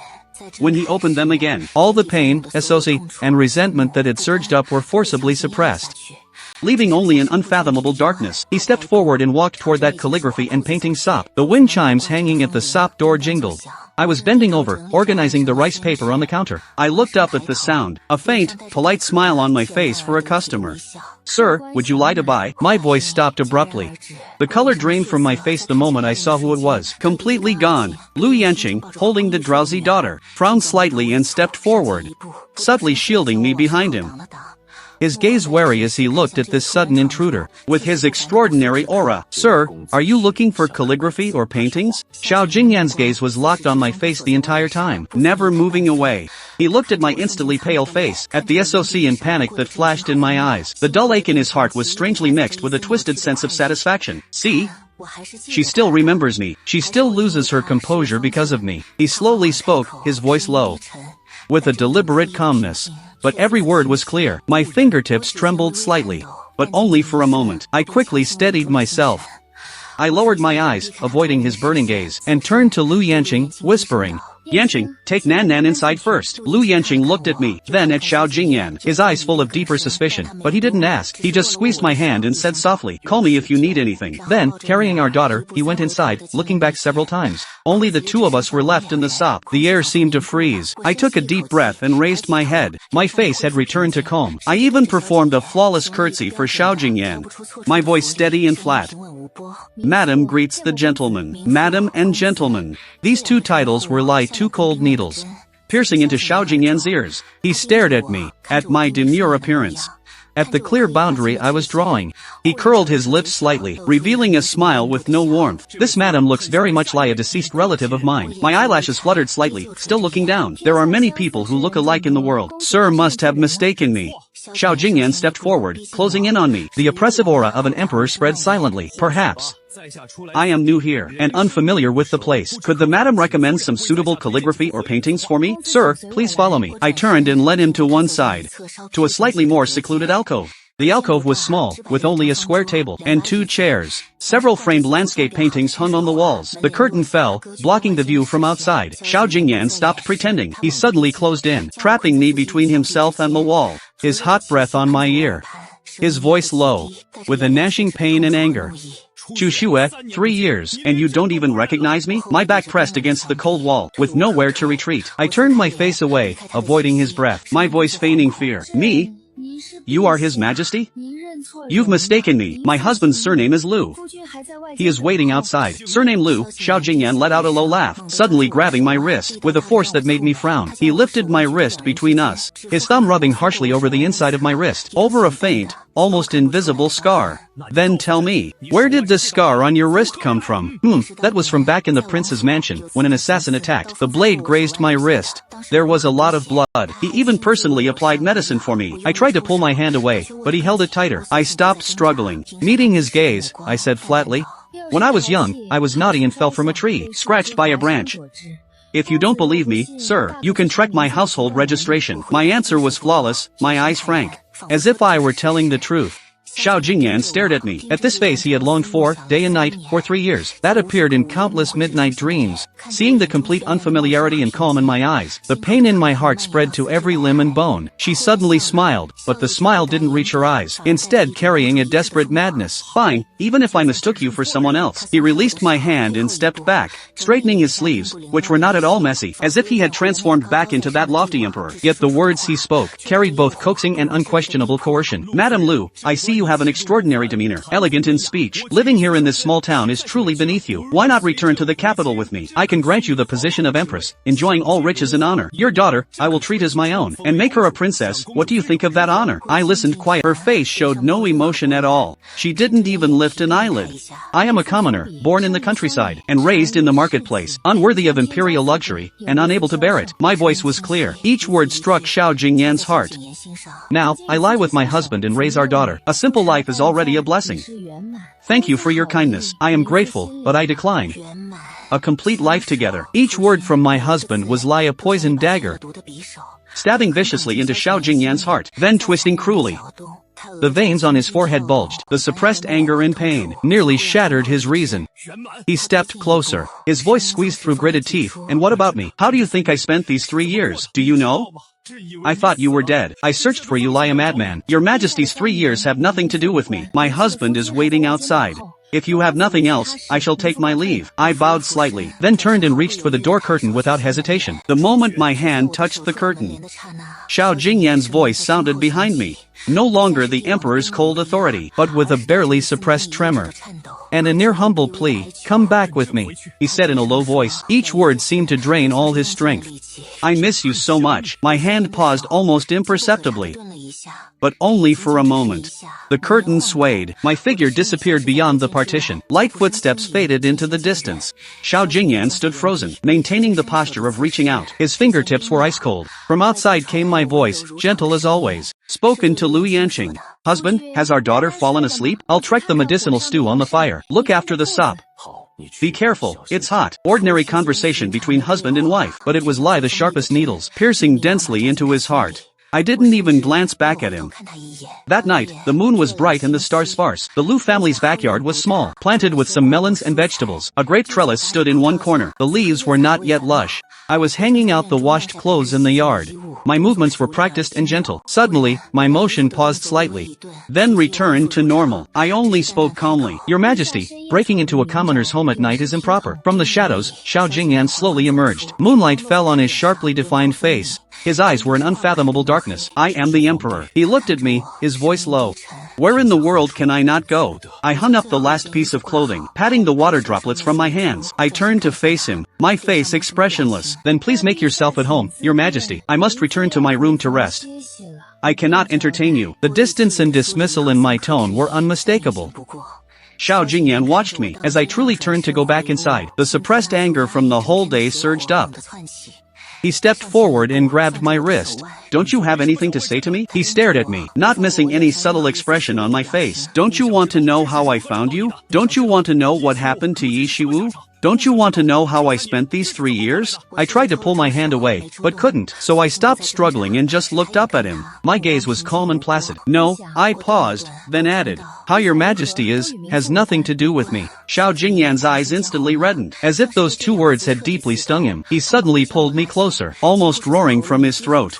Yi Chu Xue, I deposed the Yi family for you. For 3 years, I took no empress, no concubines. I searched the whole world for you like a madman, and you say it has nothing to do with you? I watched him calmly as he lost control. Only after he finished shouting did I speak softly. My voice was still calm, but it was like the sharpest ice pick, piercing straight into the softest part of his heart, the place he dared not touch. Your Majesty, do you still remember how your maid Ling Lang died?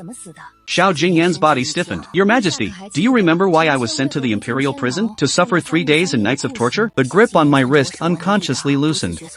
Your Majesty, do you remember? I slowly pulled my hand free, stepping back half a step to create distance. Under the moonlight, my face was cold as frost. On the city wall, between life and death, whom did you choose? Each question was like a heavy hammer, smashing violently into Xiao Jingyan's heart. He opened his mouth, wanting to say something, but found his throat dry, unable to make a sound. I know it was Yi Shiwu who framed me. He began, his voice rough, trying to explain. At that time, your majesty chose to believe him and abandoned me. I finished his sentence for him. My voice held no resentment, only a cold understanding. You see, you remember it all. Every single thing. You know it all in your heart. I looked at his suddenly pale face, and gave a faint smile. The smile was beautiful, but bitterly cold, without a trace of warmth. So what makes you think your current regret, your 3 years of searching, can outweigh every suspicion back then? Every abandonment, and that final, unwavering choice? Xiao Jingyan staggered back a step, as if blinded by my smile and words. I was wrong, he said, his voice trembling, with unprecedented shame and pleading. Zhu Xue, give me a chance. I will, there is no will. I interrupted him, shaking my head. My eyes were utterly distant and resolute. Your Majesty, you never loved me. You loved the Yi Chuxue in your imagination, the one who was devoted to you, without complaint. The foolish woman who always waited for you to look back, but I am not her. I looked at him, enunciating each word clearly, as if to shatter his last self-deceiving fantasy.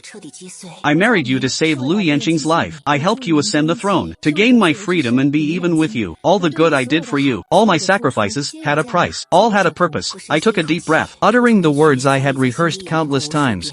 Words destined to wound him deeply. So please be clear, your majesty. I do not lop you. I never have. The 4 words never have were light, but they were the heaviest shackles, nailing Xiao Jingyan to the spot. He couldn't move. He looked at me, at my calm, placid face under the moonlight, at the clear coldness and resolve in my eyes. The blood in his veins seemed to freeze into ice, then instantly boil and burn, burning his insides with searing pain. Just as his mind was reeling, and he could barely stand, the inner door creaked open. Lu Yanqing walked out, carrying a lantern, a robe draped over his shoulders. Clearly awakened by the commotion in the yard, he saw the 2 people confronting each other. Frowning, he quickly walked to my side, naturally reaching out to put his arm around my shoulder. His gaze wary as he looked at Xiao Jingyan. Zhu Xue, it's so late. Why aren't you inside?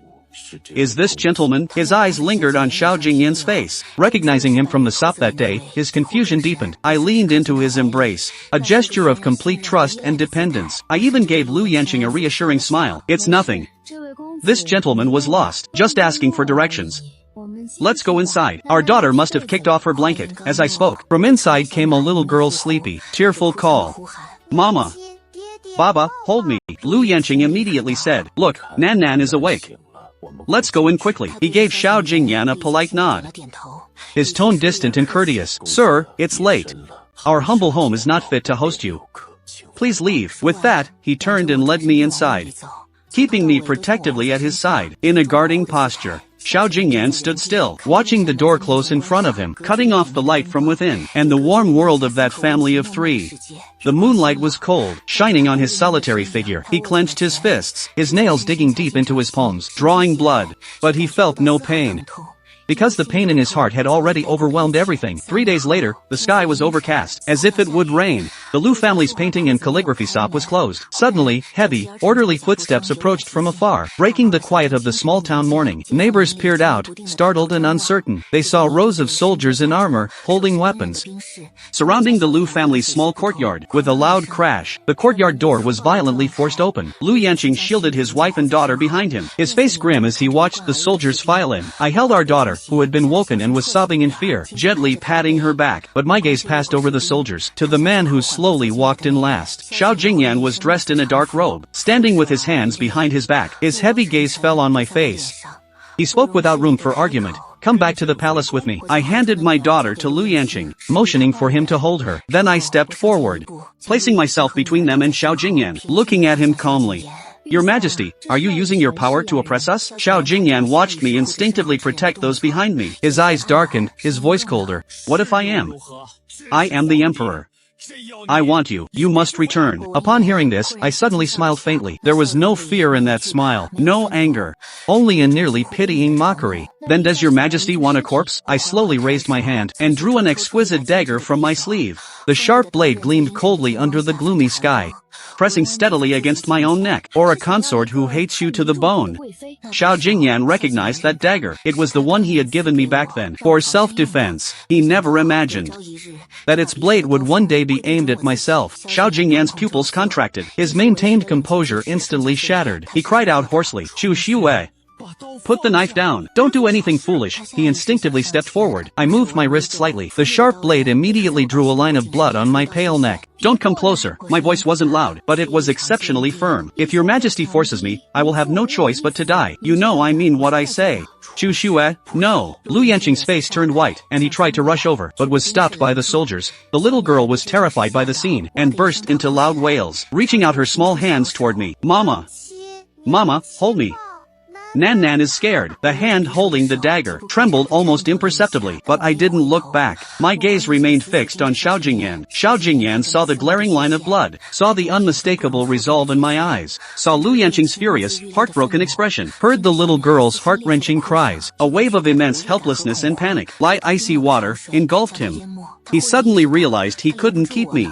Even if he used all his imperial power, even if he forcibly dragged me back to the palace, what he would get would never be what he wanted. That Yi Chu Xue would either be a cold corpse, or a living prisoner who would hate him for the rest of her life. Neither was what he wanted. He wanted the one who would smile at him, who would care for him, who would stand in front of him in danger.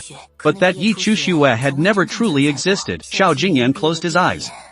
When he opened them again, the raging storm within gradually subsided, turning into a deep, bottomless, dead wasteland. He slowly raised his hand, and made a gesture for the surrounding soldiers to withdraw. The soldiers exchanged glances but dared not disobey. They retreated from the small courtyard like a receding tide, leaving only the mess and stagnant air.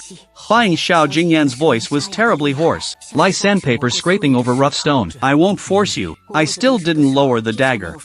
Watching him warily, Xiao Jingyan looked at me, at the undisguised caution and distance in my eyes. The pain in his heart had long gone numb. But I won't give up. He stared at me, each word like an oath, or a curse. Yi Chu Xue, you are my woman. You will be for life.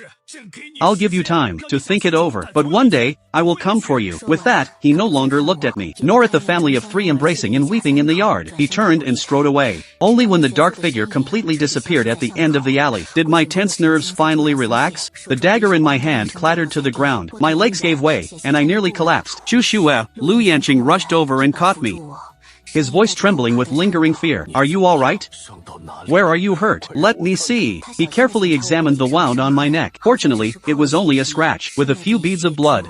Lu Yanqing was heartbroken. He quickly took a clean handkerchief from his pocket, and gently pressed it against the wound. I leaned against him, my whole body cold, trembling uncontrollably. Not from fear, but from the exhaustion of surviving a crisis, and a deeper anxiety about the future. I knew Xiao Jingyan wouldn't just let this go. I knew that man too well. He had never failed to get what he wanted. Before, it was the throne. Now, it was me. Nan Nan ran over and hugged my leg, sobbing uncontrollably. Mama! Woo-woo, are the bad guys gone? I bent down and hugged my daughter tightly, pressing my cheek against her tear-streaked face. My voice was gentle, but with an almost imperceptible tremor. Nan Nan, don't be afraid. The bad guys are gone. Mama is here. Baba is here.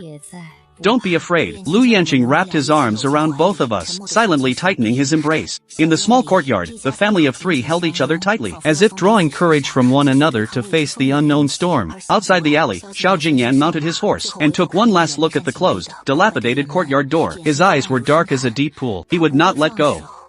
Never. Xiao Jingyan did not immediately return to the capital. Using the pretext of inspecting the people's conditions and waterways, he took up long-term residence in a palace 100 miles from Xianxia town. This stay lasted 2 years. He no longer barged in with soldiers like before, forcing me. But he was everywhere. One night, my daughter Nan Nan fell suddenly ill, with a high fever that wouldn't break. The doctors in Xianxia town were helpless. Outside the Lu family's courtyard, an itinerant physician happened to pass by, knocking on the door, saying he heard of a child's emergency, and came to try. After a few doses of medicine, the stubborn fever miraculously subsided. The physician left the prescription, took no payment, and disappeared. I held that prescription, looking at the familiar traces of imperial pharmacy ashes. I was silent for a long time. The Lu family's painting shop somehow attracted local thugs, who often came to cause trouble and demand protection money. Lu Yanqing was physically weak, and I was just a woman. The family of three was harassed endlessly. Within a few days, those thugs never appeared again. It was said that in an accidental brawl, they all had their legs broken and were thrown out of Xianxia town. A flood suddenly struck Jiangnan, leaving victims displaced. The court allocated a large sum for relief, but the imperial envoy in charge made a strange request. That Madame Lu of Moyun Studio in Xianxia town personally appear to preside over the porridge distribution at the refugee camp to calm the people. Otherwise, the relief funds would be reconsidered. I looked at the worried, sighing prefect. At the refugee representatives kneeling outside the government office, begging. I clenched my fingers. I knew whose idea this was. For the sake of those innocent refugees, I went. At the porridge distribution tent, I wore simple cotton clothes, my hair tied up with a wooden hairpin. My sleeves rolled up as I personally ladled porridge for the refugees. Jiangnan was in a tea house not far away, watching from afar as I efficiently distributed the porridge, gently comforting crying children, using a clean handkerchief to wipe the dirt from an old man's face. The sunlight fell on me. It was the most ordinary scene, but he couldn't look away. Your Majesty, Li Diquan gauged his expression and spoke cautiously. You have been here for nearly 2 years. There is much criticism in the capital. The Empress Dowager has also sent many letters urging your return. The court cannot be without a ruler for long, and the imperial lineage. Xiao Jingyan's gaze remained on that busy, plain figure. He said calmly, I know what I'm doing. How could he not know the pressure from the court? How could he not know his mother's urging? But he didn't want to go back. What was there to return to in that cold palace without me? Sitting on that supreme dragon throne, looking at the faces below, either fawning or fearful, then returning to the empty bedchamber, facing the old things I left behind, enduring the long nights alone. He would rather stay here, watching me from afar, even if I never knew he was watching, even if my heart belonged to someone else. At least I was alive, within his reach. One day, Lu Yanqing went to purchase a batch of high-quality rice paper for the sop. On his way back, he was arrested by the local prefect, on charges of colluding with remnants of the former dynasty, and plotting rebellion, and thrown directly into prison. When the news reached me, I was teaching Nan to read. The brush in my hand fell onto the paper with a slap, spreading a large blot of ink. My face turned pale. I picked up my bewildered daughter, whispered a few words of comfort, and entrusted her to a neighbor. Then I turned and left. I didn't go to the government office. I didn't go to anyone to plead for mercy. I knew who to see. The palace guards were strict, but no one stopped me. I passed through without hindrance, and was led to a waterside pavilion. Xiao Jingyan stood by the window, his hands behind his back, looking out at the withered lotuses in the pond. Hearing my footsteps, he slowly turned around. You finally came to see me, he said. His voice was a little hoarse. I stopped 3 steps away from him. Without looking at him, I lifted my skirt and slowly knelt down, my forehead touching the ground. I beg your majesty to show mercy and release Lu Yanqing. Xiao Jingyan watched me kneeling before him. That humble, respectful posture was like a thorn, stinging his eyes painfully. He stepped forward, wanting to help me up, but I recoiled as if burned, shrinking back sharply, avoiding his hand. Still kneeling upright, Xiao Jingyan's outstretched hand froze in midair. His eyes instantly darkened, a storm brewing. What if I don't release him? He withdrew his hand. His voice turned cold. I looked up and met his gaze directly, with no fear in my eyes, only a calm resolve. Then I said clearly and slowly, will die with him. Xiao Jingyan was stunned. He looked at me. At this face he had longed for 5 years, searched for 3 years, and silently watched for another 2. At the unwavering determination in my eyes for another man, a bone-chilling coldness, mixed with earth-shattering anger and despair, surged from the deepest part of his heart, nearly consuming him.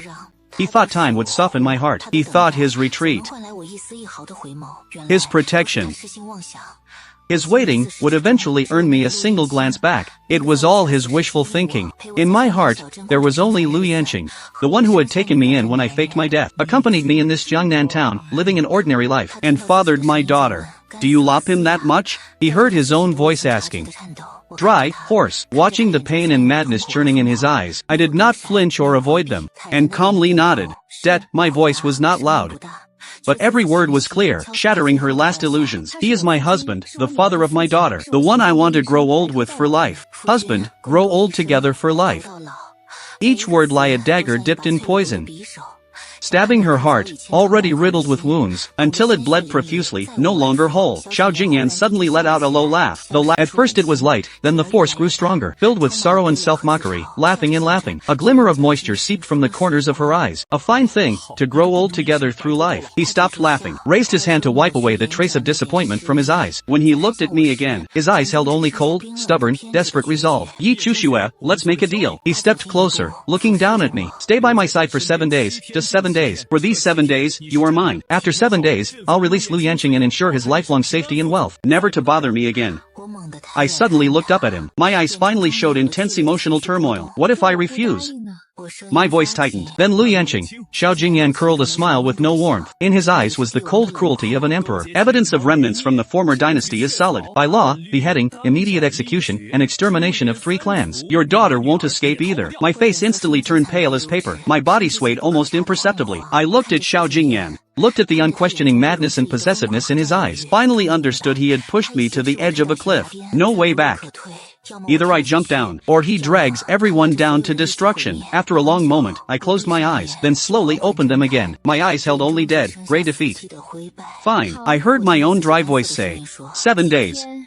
I hope your majesty keeps his promise. Xiao Jingyan's heart felt as if it were violently squeezed. It hurt so much she almost couldn't breathe. What he wanted was never this submissive, desperate agreement from me. But now, what else could he do? An emperor's word is law. He turned away, no longer looking at me, afraid that one more glance would make him soft-hearted, would make him lose control. For these 7 days, Xiao Jingyan used up all his tenderness and patience. He settled me in the most exquisite and comfortable courtyard of the palace. All furnishings matched my former preferences in Yaohua Palace. He sought out the finest pastries from Jiangnan. The most heartfelt clothes and jewelry filled my room. He accompanied me during meals. Even though I barely touched my chopsticks, just kept my eyes down, like a lifeless porcelain doll. He found books I used to enjoy and read them to me. Even though I never once looked up at him from start to finish, he even, on a drizzly night, burst into my room, reeking of alcohol. He held me tightly, buried his face in the hollow of my neck, inhaling the familiar, haunting cold fragrance on me. His voice was slurred, carrying a vulnerability I had never seen before. Xuxue, don't leave me. My whole body stiffened. I didn't respond, nor did I struggle, like a statue without warmth. He kissed me.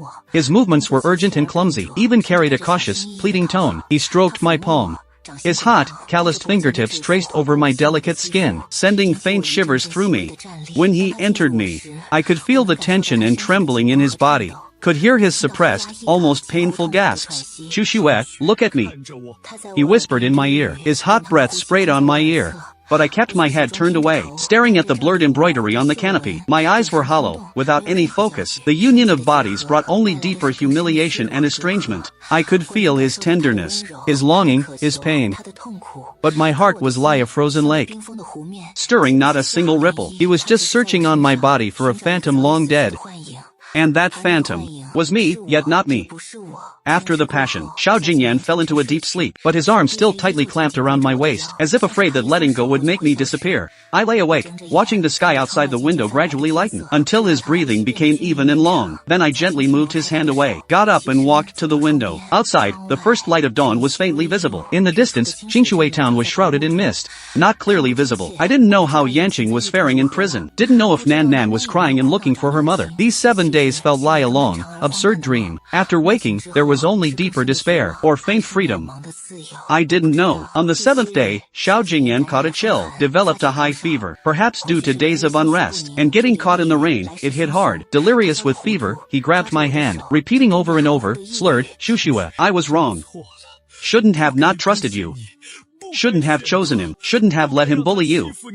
On the city tower, I wanted to choose you. Really, I did. Don't go.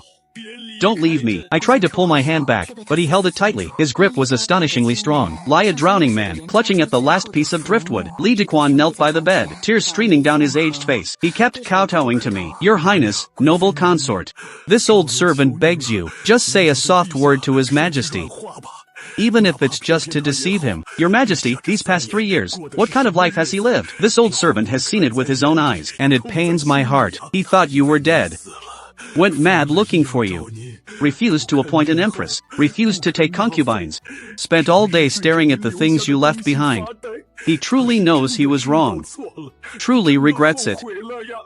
Your Highness, I listened in silence. My gaze fell on Xiao Jingyan's fever-flushed face. This man, once so high and mighty, decisive in killing and judgment, now was as fragile as a child, tightly gripping my hand, muttering over and over, wrong, don't go. Regret?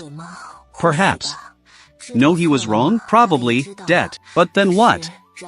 Can Lin Lang come back to life? Can the 3 days and nights of torture in the imperial prison be undone? Can the decisive abandonment on the city tower be taken back? Can the despair and coldness of my death be forgotten? No, they can't. I gently pried open his burning fingers, placed his hand back under the brocade quilt. Go fetch the imperial physician, I said to Li Diquan. My voice was calm and flat. Take good care of His Majesty. Then I turned and left.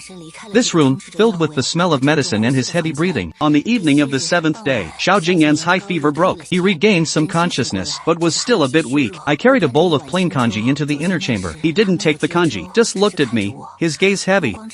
With the last faint glimmer of hope, time's up.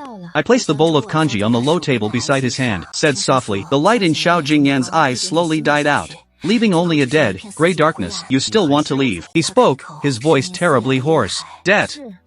I nodded, without avoiding his gaze. What if I forbid it?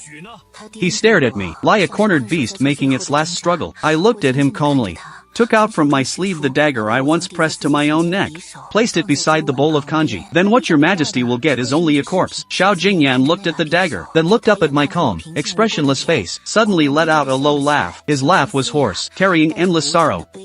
Fine, fine. Laughing, he fumbled under his pillow and pulled out a small porcelain bottle, placed it beside the dagger. Lu Yanqing, I have already released him. By now, he should be home, and have picked up your daughter. My eyelashes trembled, my fingers tightened slightly. But this bottle contains a rare Western poison, lovesick heartbreak. Xiao Jingyan picked up the porcelain bottle, playing with it between his fingers. His eyes were hollow. No antidote exists. After taking it, death is certain within 12 hours. I have already appointed the young son of the imperial uncle as crown prince. The decree is in the imperial study. If you take one step out of this palace, he looked up at me. In his eyes was the madness and despair of a final gamble. I will take this poison immediately. I mean what I say. I looked at the porcelain bottle, then at Xiao Jingyan. His face was pale, his eyes were sunken, from the fever and turmoil. His lips were dry and cracked. He looked haggard and disheveled. Only his eyes were startlingly bright, locked onto me, as if wanting to carve my image into the depths of his soul. I didn't reach for the dagger, nor did I look at the porcelain bottle. I just stood there quietly, looking at him for a long time. Then I slowly bowed to him in a formal salute. Your Majesty. I straightened up and looked at him. My voice was clear and steady, carrying a certain resigned relief. Take care. Having said that, I no longer looked at his instantly shattered expression, no longer looked at the surging despair in his eyes, turned and walked step by step toward the hall outside. My pace was unhurried, my back straight. Without a trace of hesitation, without a single backward glance, sunlight streamed in from outside the hall, casting my shadow long, gradually blurring, until it disappeared beyond the threshold where light and shadow intertwined. Xiao Jingyan remained in his sitting position, watching my resolute back disappear from sight, staring at the empty doorway, as if the last light of his life had been taken away with it, leaving only boundless darkness and cold. He wanted to call my name, wanted to rush off the bed and grab me, wanted to use every means to keep me, but he had no strength left in his body, could only watch me leave, watch my back slowly vanish into the blinding light. He suddenly let out a low laugh. The laughter grew louder, more and more manic. Laughing and laughing, large tears rolled down, falling onto the brocade quilt, spreading into dark wet patches. It's me, he murmured to himself. His voice was broken. I lost her. He raised his hand and downed the liquid from the bottle in one gulp. The liquid went down his throat with a strange, sweet fragrance, then turned into a burning, searing pain, spreading from his throat all the way to his limbs and bones. He groaned and fell back onto the bed. The porcelain bottle in his hand rolled to the floor, making a crisp shattering sound. Outside the hall, Li Diquan heard the commotion, cautiously poked his head in. Your Majesty, shall I send someone to stop her? From inside came Xiao Jingyan's voice, hoarse to the extreme, carrying a calm of utter despair. No one stop her. Send someone secretly to escort their family out of Jiangnan, to wherever they wish to go. Ensure their safety. Li Diquan's eyes welled up, and he choked out, debt. There was no more sound from inside the hall. Li Diquan waited for a long time, his unease growing heavier. Finally, he mustered the courage to push the door open a crack, and looked inside. He saw Xiao Jingyan lying quietly on the dragon bed. His face was an eerie, pale blue. A trickle of dark red blood foam seeped from the corner of his mouth. His eyes were tightly shut, his breathing so faint it was almost imperceptible. Your Majesty. Li Diquan was terrified out of his wits, stumbled and scrambled in, screamed shrilly. Quickly, summon the imperial physician. Summon the physician. The palace instantly erupted into chaos. The news that the emperor, during his southern tour, had taken poison and attempted suicide in the palace spread like wildfire, shocking the court and also reaching the ears of the Lu family, who had just reunited and were preparing to leave Xianxia town that very night. At that moment, I was holding Nan Nan, together with Lu Yanqing, loading the last of our belongings onto a rented carriage. The driver was an old acquaintance of Lu Yanqing. As he helped tie up the luggage, he muttered in a low, sighing voice, "Have you heard? That emperor staying in our town's palace, something big happened. They say he took poison. Oh my heavens. This is a huge deal for the whole country. The court is probably going to be in turmoil." Lu Yanqing's hands, tying the luggage, paused. He instinctively looked at me. I was looking down, soothing the slightly restless Nan Nan. Upon hearing this, my expression didn't change at all. As if I had just heard news about a stranger, unrelated to me. I gently patted my daughter's back. My voice was gentle.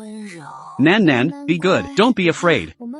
We'll leave this place soon. Daddy and Mommy will take Nan Nan to a better place." "Oku?" Lu Yanqing looked at my calm profile. His heart was filled with mixed emotions. In the end, he just sighed and said softly, "Chu Xue, let's go." I looked up and smiled at him. That smile held relief and exhaustion, and also hope for the future. Let's go. I held my daughter, took one last look in the direction of Xianxia town. There, the area of the palace was faintly visible, brightly lit, figures bustling, a scene of chaos. Then I bent down, holding my daughter, and stepped onto the carriage without hesitation. The driver cracked his whip. Hooves clattered, wheels rolled, as this family of three rode into the deepening twilight. Inside the carriage, Nan Nan soon fell asleep in the jolting. Lu Yanqing held my slightly see-you hand, asked softly, "Are you Oku?" I leaned on his shoulder and closed my eyes, gently shook my head.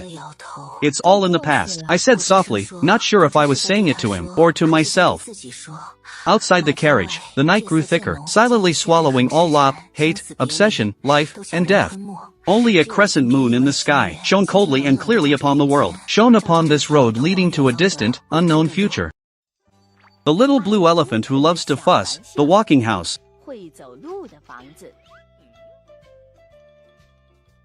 Winter had lasted for a very long time. Spring was slow to arrive. Little blue smiley Nini Bo stood outside the house. She felt that the mountains and big trees seemed to be waiting for something. Just then, a sound came from the air. Like a silver spoon gently tapping a crystal glass. The sky suddenly began to snow. It snowed and kept snowing. The snow fell heavily and quickly. Soon it covered Nini Bo's house. "I need to get back inside quickly, or it will be too late," said Nini Bo. Nini Bo lit the fire in the stove. Now the whole house was covered by the heavy snow. Only the chimney was still sticking out. "No, I can't just wait here doing nothing. I need to go and see Jumi Bo. I wonder how she's doing." So he found a shovel, put on a thick sweater, put on a warm scarf, then set out from the window, and started digging outward.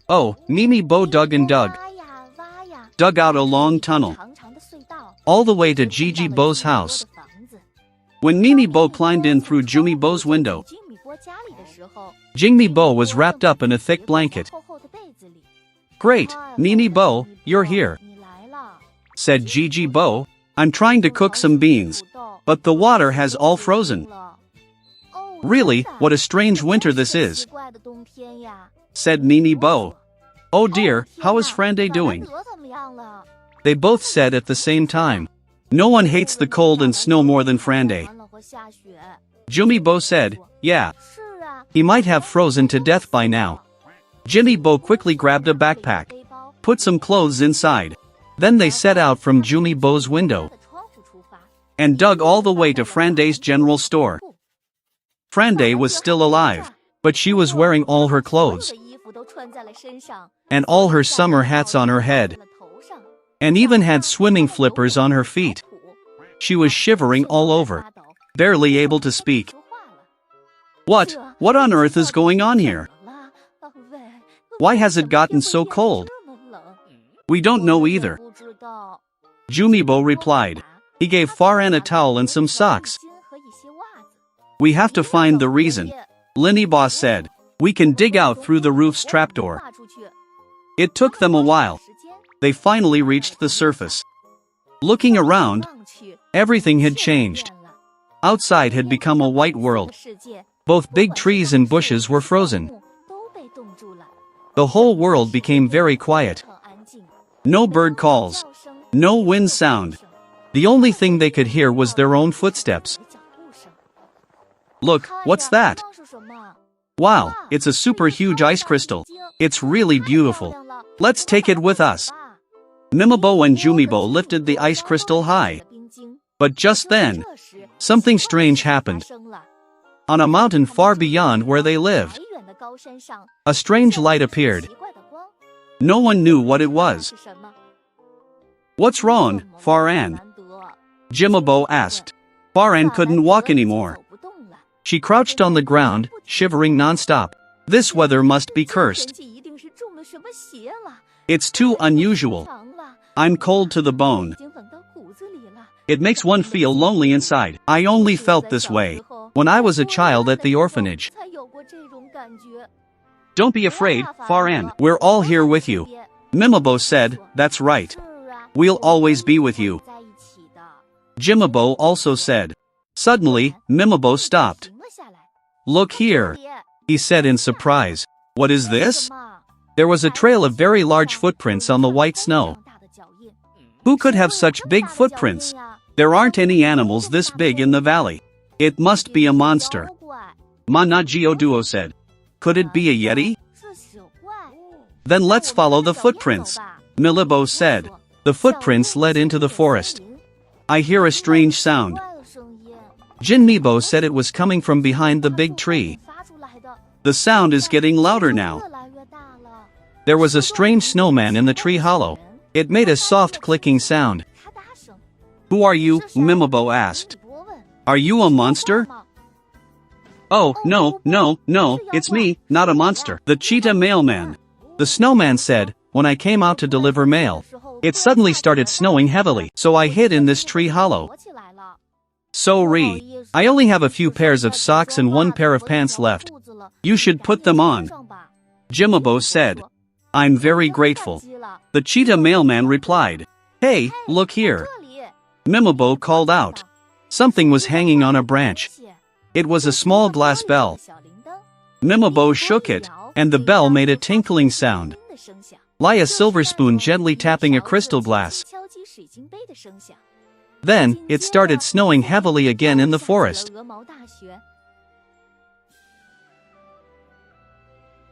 Luckily, the snow stopped after a while.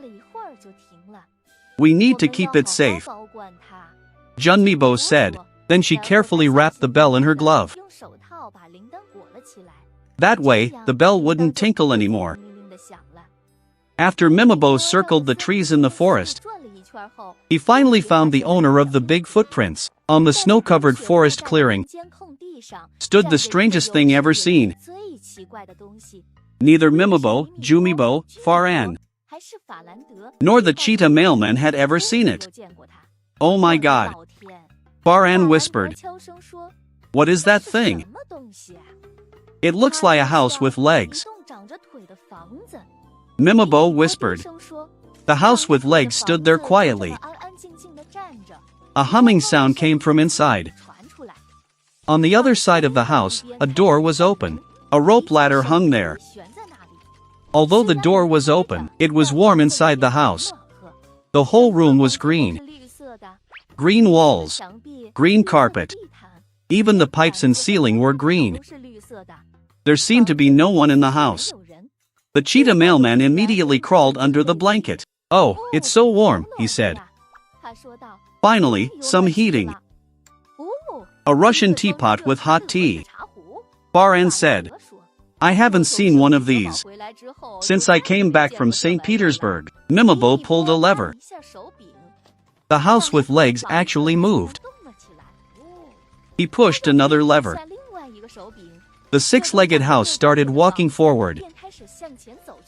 It became a walking house. Oh, be careful! Faran shouted. My tea is about to spill. The walking house traveled through the forest. This traveling feels great, the cheetah mailman said. Yeah, Jimibo said. Staying in a warm house while traveling through a snowy world.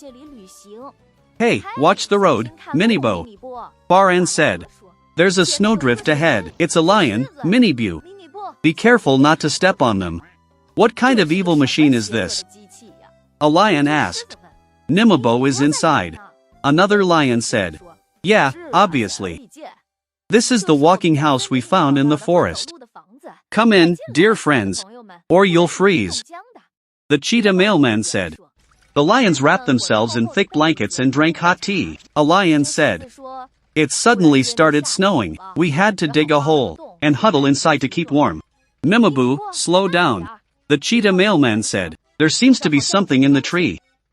It was a mother tiger and her cub. Oh my, it's so good to see you. The mother tiger said. I thought we'd freeze to death here. The mother tiger and her cub also wrapped themselves in thick blankets. They drank hot tea to warm up. Wow, look! Something is popping out of the snow. Baran called out.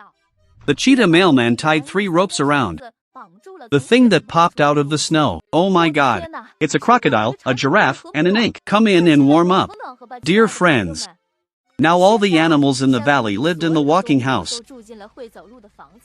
Away from the cold. Everyone felt warm and comfortable.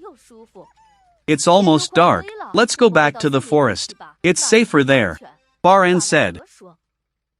At night, the walking house stopped quietly in the forest. Almost all the animals were asleep. Only Mimabo, Junmibo, and Faran were still awake. The mysterious light appeared on the mountaintop again. It should be spring now, but winter has returned. Very strange. Mimabo said, indeed. Faran also said, something strange must have happened. I think the light on the mountaintop might mean something. Let's go find the answer tomorrow. The night slowly passed. Snow covered the valley. The next morning, the giraffe, tiger, lion, and crocodile decided to stay in the forest. They set up tents and rested in the clearing. We'll stay here. A lion said. We don't want to keep running with this crazy house. Don't you want to know where the light on the mountaintop came from? Jimabo asked. I want to know. I'll go with you. Mo said, forward. Let's find the mysterious light source. Let's go. Let's head towards the mountaintop. Be careful, it will be dangerous there. You should stay here. The animals in the tent shouted. The walking house crossed the snow-covered fields, arrived at the foot of the mountain, and slowly started climbing. We're almost there. Jumibo said. Hey, what's that? Baran asked. There was a super huge machine on the mountaintop. It had gears, mirrors, and a big light bulb. Next to it was a tent and a folding table. In the middle stood a little dwarf with a big beard. Hello, the dwarf said. Hello, Mimabo replied. Who are you? I'm Yaij. What is this machine? Mimabo asked. This is a sun machine. The dwarf replied. Is the walking house yours too? Jumibo asked. Det. Sometimes it walks away on its own.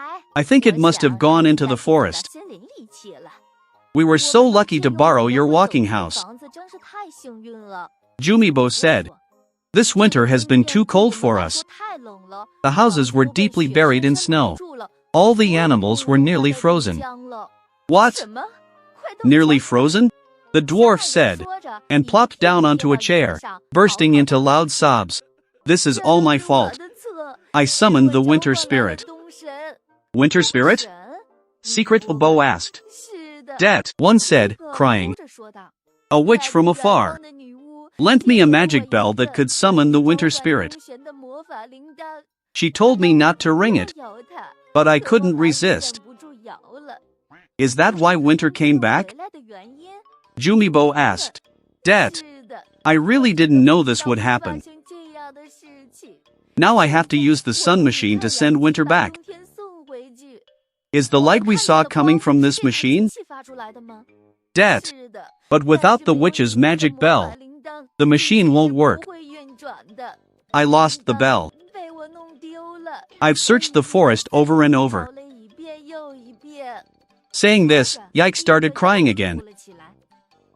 Wait, did you say a magic bell? Jimabo said, as he opened his backpack. Is this it? Jimabo took out the bell that Mimabo had found.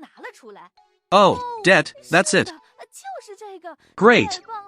Wonderful, unbelievable. The dwarf was both surprised and delighted. It was hanging on a branch in the forest. Minibo said, "You guys are really amazing." The dwarf said, "Hurry up and hang it on top to start the machine. The bell should be hung on the hook in the middle." Det, that's right.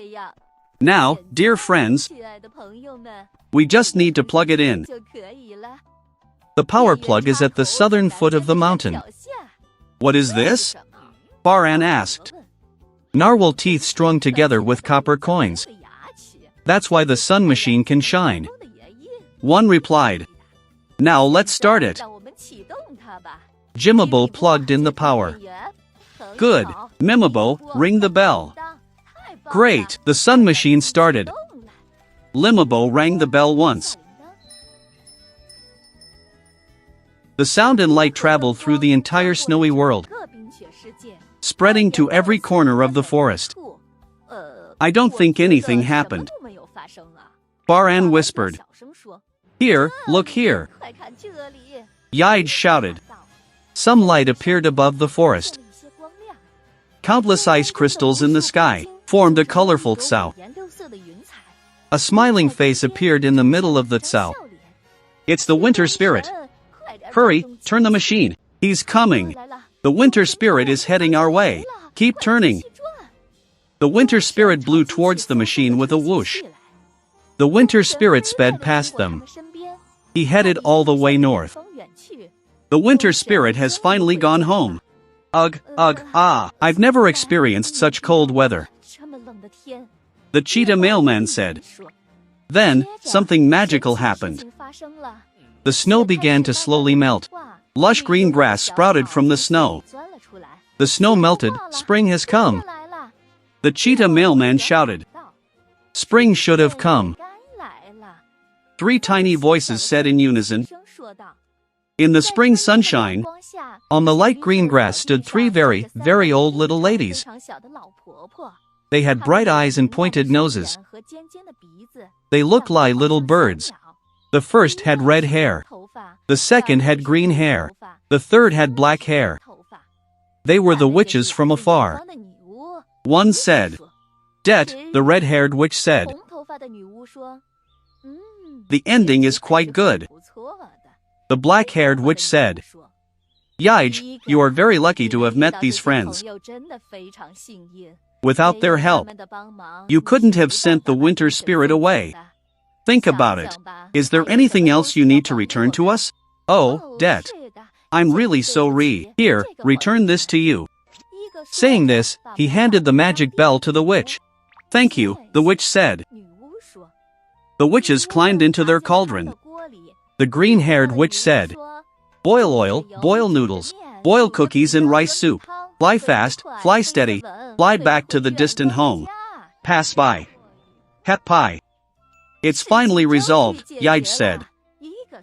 This time, thanks to everyone, I will never forget these days.